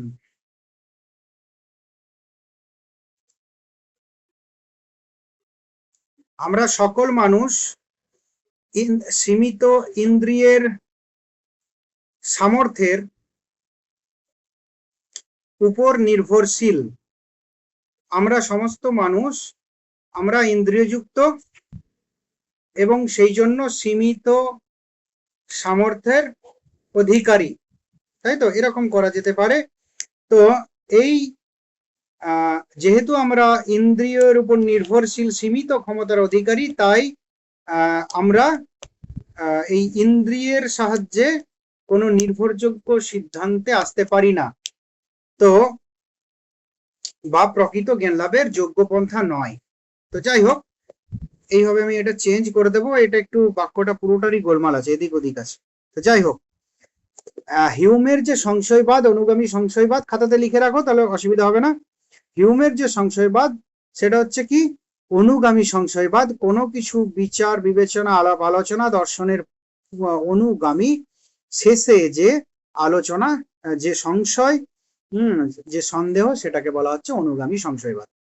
যেমন হলো একটা সিদ্ধান্ত দেওয়া যেতে পারে যে আমরা ইন্দ্রিয়যুক্ত মানুষ, আমরা সবাই ইন্দ্রিয়যুক্ত মানুষ, অর্থাৎ সীমিত সামর্থ্যের অধিকারী, তাই তো। তো এর সাহায্যে কোনো নির্ভরযোগ্য সিদ্ধান্তে আসা যায় না, তাই তো, বা এসব প্রকৃত জ্ঞান লাভের যোগ্য পন্থা নয় বা প্রকৃত পন্থা নয়। এক্ষেত্রে যে সংশয়বাদ সেটা হচ্ছে কি অবশ্যই অনুগামী সংশয়বাদ। এরপর যেটা, এই যে অনুগামী সংশয়বাদ, এটাও দুটো রূপ হতে পারে অনুগামী সংশয়বাদে। একটা হচ্ছে ইন্দ্রিয় সংক্রান্ত সংশয়বাদ আর একটা হচ্ছে বুদ্ধি সংক্রান্ত সংশয়বাদ। আমাদের ইন্দ্রিয় জনিত যে জ্ঞান আমরা লাভ করি, আবার কি বুদ্ধি, সেই বিষয়েও আমাদের সংশয় উঠতে পারে, ইন্দ্রিয় থেকেও আমাদের সংশয় উঠতে পারে। তো ইন্দ্রিয় সংক্রান্ত সংশয়বাদের একটা দৃষ্টান্ত কি দিয়েছেন, যে নৌকার দাঁড় আংশিকভাবে জলে নিমজ্জিত থাকলে বাঁকা দেখায়। দেখবে জলেতেও একটা কাপে বা একটা বাটিতে, গ্লাসে একটা পেন বা কিছু একটা ডুবিয়ে দেখবে যে এরকম যেমন সোজা দেখাচ্ছে সেরকম না, একটু বাঁকা দেখায়। তো এরকমটা দেখায়, দেখেছো হয়তো কেউ কেউ, ধরো একটু যখন ডুবাবে তখন একটু বাঁকা দেখাবে, আর এমনি সোজা একটু এরকম দেখায়। তো তাহলে ইন্দ্রিয় যথার্থ জ্ঞান দিতে পারে না যে ইন্দ্রিয়, আমি ওটা দেখছি যে বাঁকা দেখাচ্ছে, আবার তুলছি সোজা দেখাচ্ছে, তাহলে এখানে সংশয় হবে প্রকৃত বস্তুটা কি সোজা না বাঁকা। এটা হচ্ছে ইন্দ্রিয় জনিত। আবার বুদ্ধি জনিত, যে যেমন কি এই বুদ্ধিজনিত সংশয় বা বুদ্ধিজনিত অনুগামী সংশয়, এটা কি, এটাও দু ধরনের হতে পারে। একটা কি বিমূর্ত যুক্তি সংক্রান্ত সংশয়বাদ, আর একটা হচ্ছে ব্যাপার বিষয়ক সংশয়বাদ। একটা হচ্ছে বিমূর্ত যুক্তি সংক্রান্ত সংশয়বাদ, আর একটা কি ব্যাপার বিষয়ক সংশয়বাদ। বিমূর্ত যুক্তি সংক্রান্ত সংশয়বাদ, সেখানে কি বলা হয়েছে না, দেশ ও কাল সম্পর্কে এক বিশেষ ধারণা। আমাদের বিমূর্ত, আমাদের কি মূল ধারণা, দেশ ও কাল সম্পর্কে বিশেষ ধারণা। তো যদি মনে করা হয় যে দেশ অনন্ত বিভাজ্য, তাহলে এই কথাও স্বীকার করতে হবে যে কোনো খণ্ড দেশ যে বৃহত্তর দেশের অন্তর্ভুক্ত, সেই দেশ খণ্ডটি সেই বৃহত্তর দেশের মতোই অনন্ত বিভাজ্য। কিন্তু এ কল্পনা মানব বুদ্ধির অগম্য। মানে আমরা দেশ ও কালের কথা বলি, তাই তো, বিমূর্ত, দেশ কালকে আমরা কোথাও দেখতে পাই না। তো দেশ কাল সম্পর্কে আমাদের কি আছে, যে অনন্ত অনন্ত বিভাজ্য। আমরা যদি এরকম বলি যে দেশ কাল অনন্ত বিভাজ্য, তাহলে একথাও স্বীকার করতে হবে কোন খণ্ড দেশ যে বৃহত্তর দেশের অন্তর্ভুক্ত, সেই খণ্ডটিও সেই বৃহত্তর দেশের মতোই অনন্ত বিভাজ্য। তাহলে এই হবে কি, চলতে থাকবে, যেটা কি হবে, যেটা এই কল্পনা মানব বুদ্ধির অগম্য। দেশের অনন্ত বিভাজ্যতা স্বীকার করলে এই উদ্ভব কথাটাও মানতে হবে যে যে কোনো দেশ ও তার অংশ অনন্ত বিভাজ্য। আর যদি মনে করা হয় কাল বিভাজ্য, তারও এরকম মনে করা হবে যে কোনো ক্ষুদ্রকালেরই অনন্ত বিভাজ্যতা বা অনন্ত ক্ষুদ্রকাল বর্তমান। তাহলে এইভাবে কি হবে না, দেশ ও কাল অনন্ত বিভাজ্য নয়, এ কথা স্বীকার করে এই জাতীয় সংশয়বাদ থেকে মুক্তি পাওয়া যায়। তো যাই হোক, তাহলে প্রথম যেটা ইন্দ্রিয় সংক্রান্ত অনুগামী সংশয়বাদ, দ্বিতীয় হচ্ছে বুদ্ধি সংক্রান্ত অনুগামী সংশয়বাদ, সেটা হচ্ছে বিমূর্ত যুক্তি সংক্রান্ত, দেশকাল সংক্রান্ত। আরেকটা যেটা হয়, যেটা হচ্ছে বাস্তব ব্যাপার সংক্রান্ত। তো এই যে বাস্তব ব্যাপার সংক্রান্ত যে সংশয়বাদ বা অনুগামী সংশয়বাদ, তো এটাও কিন্তু দুটি প্রকারের, একটা হচ্ছে লৌকিক আর একটা দার্শনিক। একটা লৌকিক লোকমুখে বিভিন্ন, আর দার্শনিক যেটা হচ্ছে যে একটা সিস্টেমেটিক্যালি আলোচনা। এই হচ্ছে ব্যাপার। লৌকিক যে কোনো বিষয় সম্পর্কে আমাদের হতে পারে, যে আমাদের যে কোনো লৌকিক বা বাস্তব ব্যাপার সম্পর্কে আমাদের কিন্তু এই তোমার ব্যাপার বিষয়ক অনুগামী সংশয়বাদ প্রযোজ্য। ব্যাপার বিষয়ক অনুগামী সংশয়বাদের আবার আরেকটা যেটা লৌকিক, যে কোনো বাস্তব বা লৌকিক বিষয় সম্পর্কে কিন্তু আমাদের এই অনুগামী সংশয়বাদ প্রযোজ্য, যে কোনো বিষয়। তো প্রত্যেক বাস্তব ব্যাপারে কি মত পার্থক্য থাকে, দৃষ্টিভঙ্গির পার্থক্য থাকে। একই মানুষ সুস্থ অবস্থায় একমত, অসুস্থ অবস্থায় একমত, তাই তো? একই মানুষ এক বয়সে একমত, অপর বয়সে একমত। তাহলে এই যে সংশয়, সেটা হচ্ছে লৌকিক সংশয়। আরেকটা হচ্ছে দার্শনিক সংশয়, যেটা সিস্টেমেটিক। তো যেখানে কি হয়, যেখানে কোনো কিছু, কোনো দুটি, যে একটি কারণ থেকে একটি কার্য ঘটেছে, এই দুটি কার্য কারণের মধ্যে এই যে সম্পর্ক, এর মধ্যে একটা সূত্র, একটা অনুষঙ্গ, এখানে এখানে একটা ল অফ ইউনিটি, ওই যে ওখানে বললাম যে ইউনিটি দেখানোর চেষ্টা করা হয়, যে এর কারণ হচ্ছে এটা। কিন্তু এই ক্ষেত্রেও আমাদের সংশয় থাকে। তাহলে মূল কথা, দুটো সংশয়বাদ, একটা হচ্ছে পূর্বগামী, একটা হচ্ছে অনুগামী। পূর্বগামী সংশয়বাদ হচ্ছে ডেকার্তের, যেটা কোনো কিছু আলোচনার পূর্বে, আর অনুগামী সংশয়বাদ হচ্ছে আলোচনার শেষে। অনুগামী সংশয়বাদ এটা দুই ধরনের, একটা হচ্ছে ইন্দ্রিয় সংক্রান্ত, একটা বুদ্ধি সংক্রান্ত। ইন্দ্রিয় সংক্রান্তটা আমরা আলোচনা করেছি, নৌকায় নিমজ্জিত, মানে আমরা খালি চোখে ইন্দ্রিয় দ্বারা সবসময় ঠিক দেখি না, যেটা দেখে নিলাম তারপর সেটা অবশ্যই সংশয় করব যে এটা তো ঠিক হচ্ছে না, তাহলে তো সংশয় হবেই, সংশয়যোগ্য। যাই হোক, আরেকটা বুদ্ধি সংক্রান্ত। বুদ্ধি সংক্রান্ত দুটো, একটা কি, একটা হচ্ছে যে বিমূর্ত যুক্তি সংক্রান্ত, দেশকাল সংক্রান্ত হতে পারে, হ্যাঁ, আর বাস্তব ব্যাপার সংক্রান্ত। এই যে বাস্তব ব্যাপার, সেটা আবার দুই ধরনের, একটা হচ্ছে লৌকিক কোনো মত যুক্তি এরকম হতে পারে, আবার দার্শনিক, মানে লৌকিক মতই হয়, লৌকিক যুক্তি বলাটা ভুল, যুক্তি হলে সেটা দার্শনিক হবে। যে কোনো লৌকিক ঘটনা, যে কোনো লৌকিক মত, যে কোনো লৌকিক দৃষ্টিভঙ্গি, এই সম্পর্কিত যে সংশয়বাদ, সেটা হচ্ছে লৌকিক সংশয়বাদ। আর দ্বিতীয় দার্শনিক, যে কোনো, যেগুলো সিস্টেমেটিক আলোচনা, যেখানে দুটি ঘটনার মধ্যে কার্যকারণ সম্পর্ক বা অপর কোনো সম্পর্কের মাধ্যমে সেটিকে বিচার করা হয়, এবং তখন যখন সংশয় জাগে সেই সিদ্ধান্ত সম্পর্কে, তখন সেটাকে বলা হচ্ছে দার্শনিক সংশয়বাদ। তো যাই হোক, এরপর কার্যকারণ সম্পর্ক, যেটা আমি একটু আগে বলে দিলাম, যে ওটাকে আরেকবার বলি, যে মূলত কার্যকারণ সম্পর্ক বা হিউমের সতত সংযোগ তত্ত্ব মতবাদ, এটাকে দুটো বিষয়ে, একটা হচ্ছে অভিজ্ঞতা পূর্ব যুক্তির সাহায্যে বা অনিবার্য সম্পর্কের জ্ঞান পাওয়া যায় না। ওই যে বললাম, কার্য এবং কারণের মধ্যে কোনো অনিবার্য সম্পর্ক নেই, যেটা অভিজ্ঞতা পূর্ব যুক্তির সাহায্যেও ব্যাখ্যা করা যায় না। আবার অভিজ্ঞতার সাহায্যেও কার্যকারণের মধ্যে অনিবার্য সম্পর্কের জ্ঞান পাওয়া যায় না, তাই তো?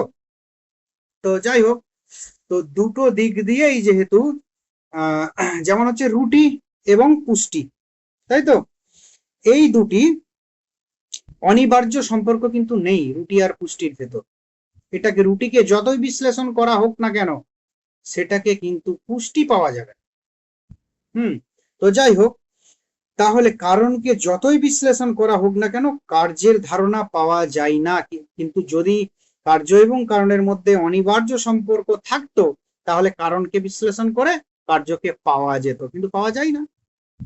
এরপর অভিজ্ঞতার সাহায্য পাওয়া যায় না। ওই যে উদাহরণটা দিলাম, যে একই খাবার ভিন্ন ভিন্ন জনের কাছে, কেউ একই খাবার খেয়ে মোটা হচ্ছে, একই হোস্টেলে, আমরা হোস্টেলে ছিলাম, দেখেছি একই হোস্টেলের একই খাবার কেউ খেয়ে তার পায়খানা হয়ে যাচ্ছে, কেউ খেয়ে মোটা হয়ে যাচ্ছে, কেউ খেয়ে সে একদম সুস্থ সবল আছে। তাহলে বাস্তব কথা, একই খাবার খেয়ে যে সেই সমান পুষ্টি হবে তার তো কোনো নেই। তাহলে অভিজ্ঞতার সাহায্যেও কার্যকারণের মধ্যে অনিবার্য সম্পর্কের জ্ঞান পাওয়া যায় না। তাহলে কি কার্যকারণ কি বলছেন? এটা হচ্ছে যে অভিজ্ঞতায় আমরা ঘটনার পারম্পর্য সম্বন্ধ, রিলেশন অফ সাকসেশন, সহাবস্থান, কো এক্সিস্টেন্স প্রত্যক্ষ করি, কোনো অনিবার্য সম্পর্ক বা নেসেসারি কানেকশন প্রত্যক্ষ করি না, তাই তো? তো তার জন্য হিউম কি বলছেন, এই কার্যকারণ সম্পর্ককে এটাকে এটাকে বলা হচ্ছে যে তোমার সতত সংযোগ তত্ত্ব। একে অপরের সঙ্গে এর কোনো সম্পর্কই না, অনিবার্য সম্পর্ক নেই। অভিজ্ঞতা পূর্ব যুক্তির সাহায্য জানা যায় না, অভিজ্ঞতার যুক্ত যুক্তির সাহায্য পাওয়া যায় না। এর মধ্যে আছে কি, এর কাছাকাছি আমরা মনে করি কি একটা ঘটলে আরেকটি ঘটে, এরকম একটা একসঙ্গে এই দুটি ঘটনা অনেকবার ঘটার ফলে আমাদের মনে এরকম একটি ধারণা তৈরি হয়ে গেছে যে একটি ঘটলে আরেকটি ঘটে। বোঝা গেল? এইটা হলো কনস্ট্যান্ট কনজাংশন। হিউমের আর দুটি যে মত, একটা হচ্ছে আত্মা ও ব্যক্তির অভিন্নতা সম্পর্কে হিউমের মতবাদ। আর কিছু আছে কি?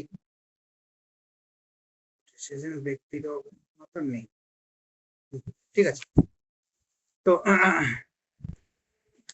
এরপর দেখো যে হিউমের যে মত ছিল, যে সেই মতে আত্মা বা ব্যক্তিক অভিন্নতা সম্পর্কে হিউমের মতবাদ। অ্যাকচুয়ালি সেলফটা আছে, সেলফ প্রসঙ্গে এটা চলে আসে বলে দেওয়া হয়েছে যে যে কোনো পাশ্চাত্য দর্শনে দ্রব্য সম্পর্কে যে আলোচনা আছে, সেই দ্রব্য সম্পর্কে আলোচনা হচ্ছে কি না, দ্রব্য হচ্ছে গুণের আধার। দ্রব্য একটি আধার, গুণের আধার, বা দ্রব্য একটি আধার, কোনো কিছু অনেক কিছু থাকে, গুণ কর্ম ইত্যাদি সংগঠিত হয় দ্রব্যের মধ্যে। তাহলে দ্রব্য একটি আধার বা গুণের আধার। তো হিউম কিন্তু কি দ্রব্যকে গুণের আধার বা আধার বলতে রাজি হননি। কেন হননি? কারণ তিনি মনে করেন মুদ্রণ ছাড়া ধারণা অসম্ভব। আধারের কোনো মুদ্রণ আমাদের হয় না, বা দ্রব্যের কোনো মুদ্রণ আমাদের হয় না। আমাদের মুদ্রণ কি হয়? অতএব দ্রব্যকে গুণের সমষ্টি বলতে হয়।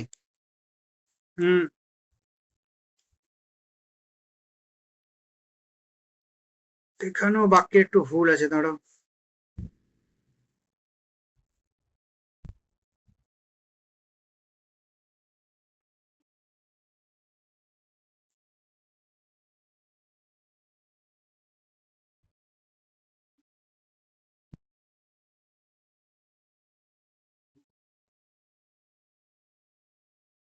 হ্যাঁ, এটা হবে অতএব দ্রব্যকে গুণের সমষ্টি বলতে পারি না,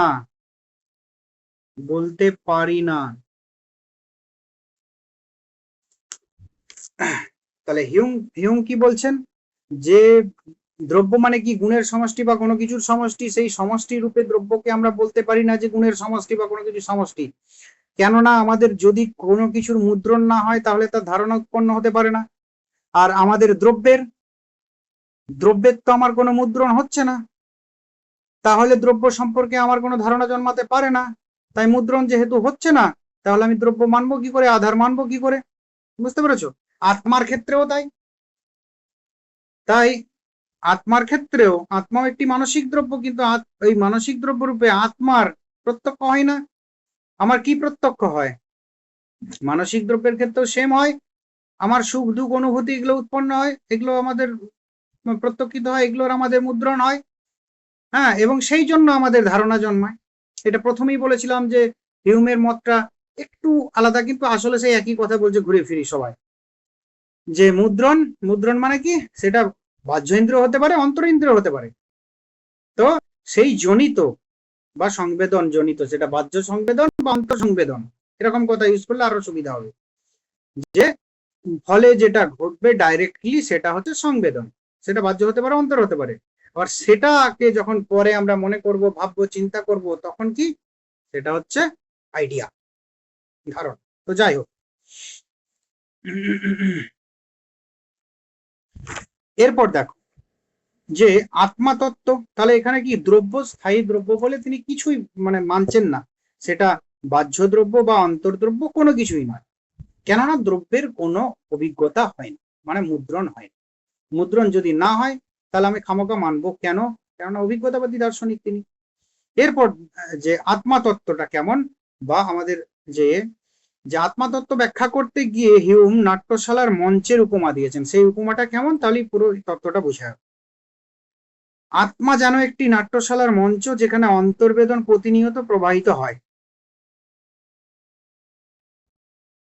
আত্মা একটি কি নাট্যশালার মঞ্চ, সেখানে কি হয়? অন্তর্বেদন প্রতিনিয়ত প্রবাহিত হয়। আত্মা হলো অন্তর্প্রবাহের প্রবাহ, অন্তর্প্রবাহের প্রবাহ আত্মা। এই গতিময় মানসিক প্রবাহকে আমরা আত্মা বলে ভুল করি। তাহলে আত্মা হলে কি? একটা নাট্যশালার মঞ্চ যেমন হয় চারকোনা বা এরকম যেমন মঞ্চ হয়, একটা মঞ্চ, একটা স্টেজ, যেখানে কি অন্তর্বেদন আমাদের প্রতিনিয়ত প্রবাহিত হচ্ছে।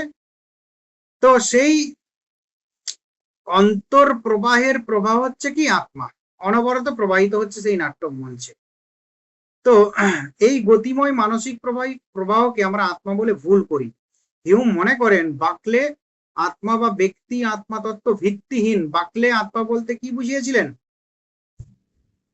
বলতে পারবে কেউ?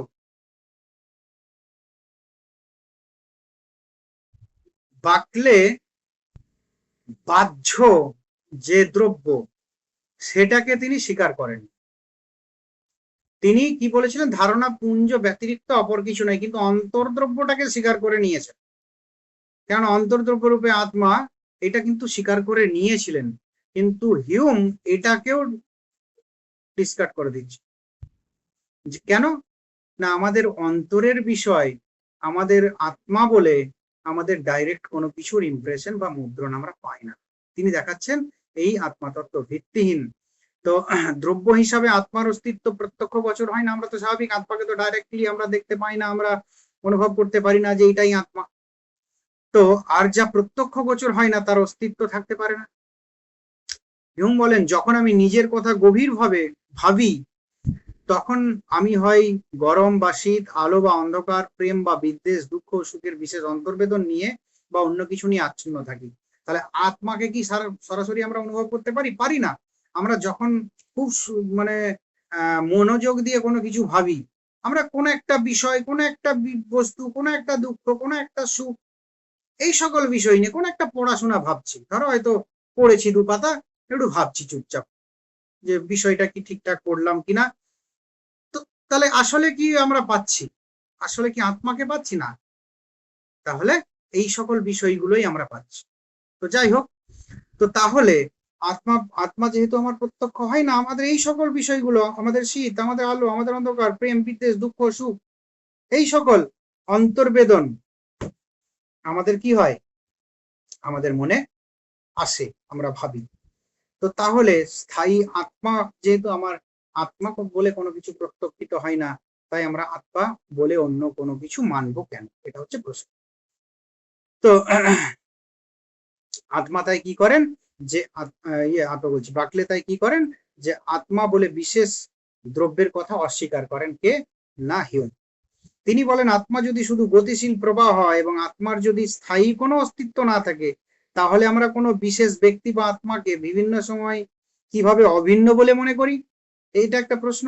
যে আত্মা যদি স্থায়ী না হয়, আত্মা যদি কোনো এই মানসিক প্রবাহ হয়, তাহলে আমরা এরকম কিভাবে হয় যে স্থায়ী যদি অস্তিত্বই না থাকে, তাহলে কোন একটা বিশেষ ব্যক্তিকে বিভিন্ন সময় কি করে চিনি যে এটাই সেই এই? না, তার কারণ হচ্ছে যে গতিময় ধারণাগুলিকে, ধারণার গতিময় ধারণাগুলো ঘুরছে, অনবরত প্রবাহিত হচ্ছে, সেই গতিময় ধারণাগুলোকে ধারণার নিয়ম দ্বারা এক সূত্রে গেঁথে ফেলি, যার ফলে কি হয়? একই জাতীয় বস্তু আমাদের দেখলে কি মনে পড়ে যায় তাকে, যে হ্যাঁ এই ছিল ওই, এই সেই দেবদত্ত জাতীয় যে জ্ঞান আমরা ভারতীয় দর্শনে পড়েছি। সেটা বোঝা গেল? তো যাই হোক, হিউম মনে করেন এই শিকার নিঃসন্দেহে ভ্রম। আমরা এক সূত্রে গঠিত করে ফেলি ব্যক্তির আত্মা অভিন্ন বলে মনে করি। আমরা আত্মা এবং ব্যক্তি, আমরা এই ব্যক্তি আর আত্মা মানে কি? ওই যে প্রবাহ, মানসিক প্রবাহের প্রবাহ, সেই আত্মা এবং ব্যক্তিকে আমরা কি করি? এক সূত্রে গ্রথিত করে ফেলি যে ওই ব্যক্তিটাই আত্মা। আত্মা ব্যক্তির সঙ্গে অভিন্ন এরকম মনে করি, কিন্তু এটা আমাদের অবশ্যই ভ্রম হয়, তাই তো? তো দ্রব্য হিসাবে যেমন দ্রব্য হিসাবে অসীম আত্মা বলে কিছু নেই, তেমনি ব্যক্তির আত্মাও কোনো কিছু নেই। তো দ্রব্য হিসাবে যেমন অসীম আত্মা বলে কিছু নেই, আর কি তেমনি ব্যক্তির আত্মারও কোনো অস্তিত্ব নেই, কেননা অসীম আত্মারও আমাদের প্রত্যক্ষ হয় না, ব্যক্তির আত্মারও আমাদের প্রত্যক্ষ হয় না। তাই তো? তো যাই হোক, তো এই আত্মা কি তাহলে প্রতিনিয়ত পরিবর্তনশীল চিন্তা প্রবাহ মাত্র। তাহলে চিন্তা প্রবাহ মাত্র, কিন্তু তথাপি আমাদের কি করে আমরা আগের বিষয়গুলোকে মনে করি, মনে রাখি না? আমরা ওই এক ধরনের যদি এক ধারণার প্রভাবগুলো তো ঘুরতে থাকে, অন্য একটা ওই এক সমজাতীয় ধারণা, আরেক সমজাতীয় ধারণা কি, আমরা ওই যে তিনটে নিয়মের কথা বলেছি, যে সাদৃশ্য, স্থানকাল, সান্নিধ্য এবং কার্যকারণ, এই কোনো না কোনো মাধ্যমে আমরা কি করি না অনুসঙ্গবদ্ধ করে ফেলি, যার ফলে কি আত্মা এবং ব্যক্তিকে আমরা কি করি অভিন্ন বলে মনে করি। আমরা ধারণার অনুসঙ্গের মাধ্যমে কি আমরা চিনে বা আমরা এক সূত্র গঠিত করি এবং আর কি আত্মা এবং ব্যক্তিকে অভিন্ন বলে মনে করি। কিন্তু হিউম বলছেন এটাও কিন্তু ভ্রম, এটাও কিন্তু আমাদের ঠিক নয়। কেন ঠিক নয়? যে এটাও ভিত্তিহীন। কেন? দ্রব্য হিসাবে অসীম আত্মা বলেও কিছু নেই, কারণ অসীম আত্মারও আমাদের কোনো ইয়ে হয় না, ইমপ্রেশন হয় না। আর ব্যক্তি আত্মা বলেও কিছু থাকে, যে কেননা আমাদের প্রত্যক্ষ হয় না। প্রত্যক্ষ যদি হতো বা ইমপ্রেশন যদি আমরা লাভ করতাম, মুদ্রণ যদি লাভ করতাম, তবে তো হতো। লাভ করছি না, তাই হয় না, মানে আমরা তো পাই না, তাই আমরা মানবো কেন? এই হচ্ছে ব্যাপার। যাই হোক, এই হলো হিউমের আত্মা এবং ব্যক্তির অভিন্নতা সম্পর্কে মতবাদ। তো হিউমের এই কটা বিষয় তোমরা ডিটেলসে পড়ে নিও, মূল কথা আমি বলে দিয়েছি। আর এরপর যেটা হবে তোমাদের কিছু শর্ট কোশ্চেন্স।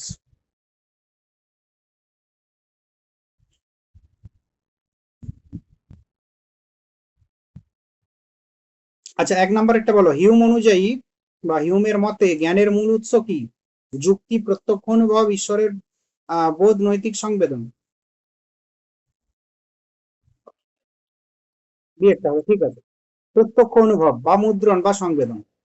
হিউমের মতে আমাদের মনের সব বিষয়কে কি দুটি ভাগে ভাগ করা যায়?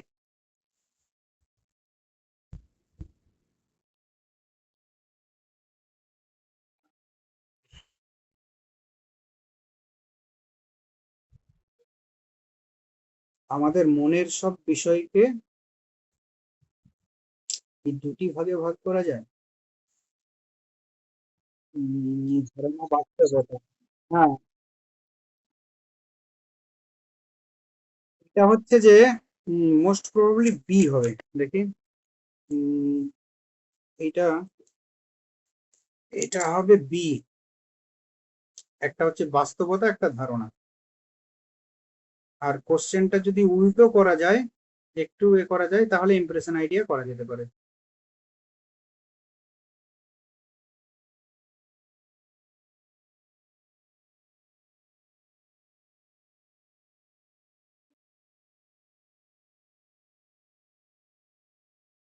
এটা যদি মনের না করে, হিউমের মতে আমাদের জ্ঞানের আহ, আমাদের জ্ঞানের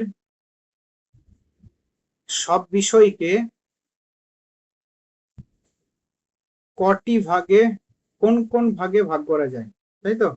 বা কটি ভাগে বা কোন কোন ভাগে ভাগ করা যায়, তাহলে এটা হবে তোমার ইমপ্রেশন ও আইডিয়া। এটাই থাক, হিউমের যেহেতু মত আছে এখানে, সেই মত অনুযায়ী হোক। 3 নাম্বার, এটা তাহলে হলো দ্বিতীয় আবেগ, ধারণা, বাস্তবতা, ইমপ্রেশন আইডিয়া, আত্মবিশ্বাস। 3 নাম্বার হচ্ছে ইমপ্রেশন আইডিয়া। আচ্ছা, এটা বলে হিউম্যান ইমপ্রেশন বলতে বোঝায়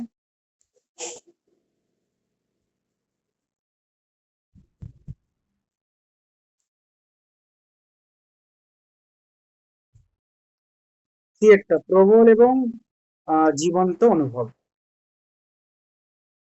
আচ্ছা, হিউম কোন তত্ত্বের প্রবর্তক? 5 নাম্বার।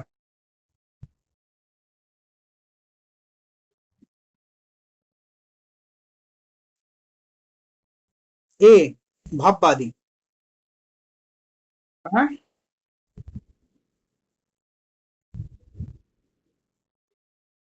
আমি কি ভুল করছি নাকি? তারা কি বললাম, 5-এরটা না? হ্যাঁ, ঠিক ঠিক। আমি একেও আমি ওই আগের দিন বাকলে পড়িয়েছি তো, বাকলেটা এটা সংশয়বাদ, তাই তো? হ্যাঁ, এটা হচ্ছে অনুগামী হলে আরো ভালো হতো। আরেকটা কি, রিলেশন অফ আইডিয়াস বলতে হিউম কি বোঝাতে চান?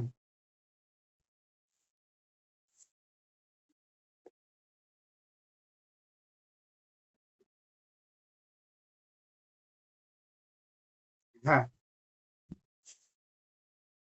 হিউম দুটো, একটা হচ্ছে আহ কি বলে, হুম, প্রথমটা যেটা, প্রথমটা হচ্ছে যে ধারণার সম্বন্ধ, আর একটা হচ্ছে বস্তুস্থিতি ও বাস্তব ব্যাপার। তো ধারণার সম্বন্ধ বিষয়ক যে জ্ঞান, সেটা হচ্ছে রিলেশন অফ আইডিয়া। আর বস্তুস্থিতি হচ্ছে মেটার অফ ফ্যাক্ট। এই মেটার অফ ফ্যাক্ট হচ্ছে অভিজ্ঞতা নির্ভর, আর রিলেশন অফ আইডিয়া এটা হচ্ছে যে কোনো গাণিতিক বা যৌক্তিক বা হচ্ছে বীজগণিত, হ্যাঁ, যেগুলোকে সজ্ঞা বা প্রমাণ, যেগুলো সজ্ঞা বা প্রমাণমূলক। ঠিক আছে, এরপর মেটার্স অফ ফ্যাক্ট কিসের ভিত্তিতে সত্য বলে বিবেচিত হয়?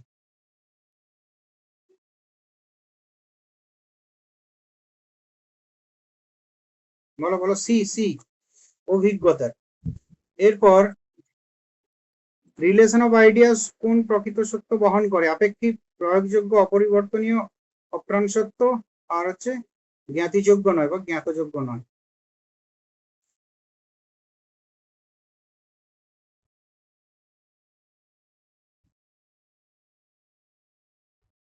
অপরিবর্তনীয়, অপরিবর্তনীয় সত্য। ও অপ্রাণটাকে কেটে দাও, দরকার নেই।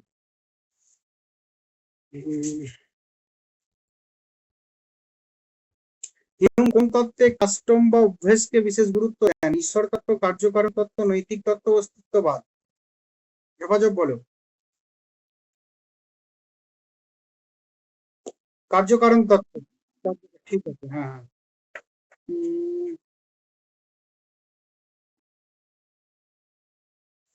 আর কি আছে, অবস্থান ভিত্তিক কার্যকারণ সম্পর্কে হিউমের অবস্থান কি? এটি প্রমাণযোগ্য, এটি যুক্তিসঙ্গত নয়, এটি অভ্যাস ভিত্তিক প্রত্যাশা, এটি প্রকৃতির নিয়ম?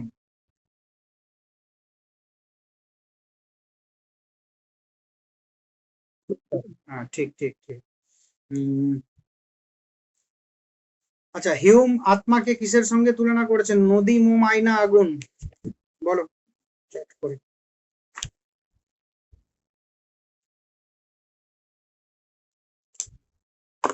নদী, নদী, প্রবাহ মানে নদী, প্রবাহ বা নদী।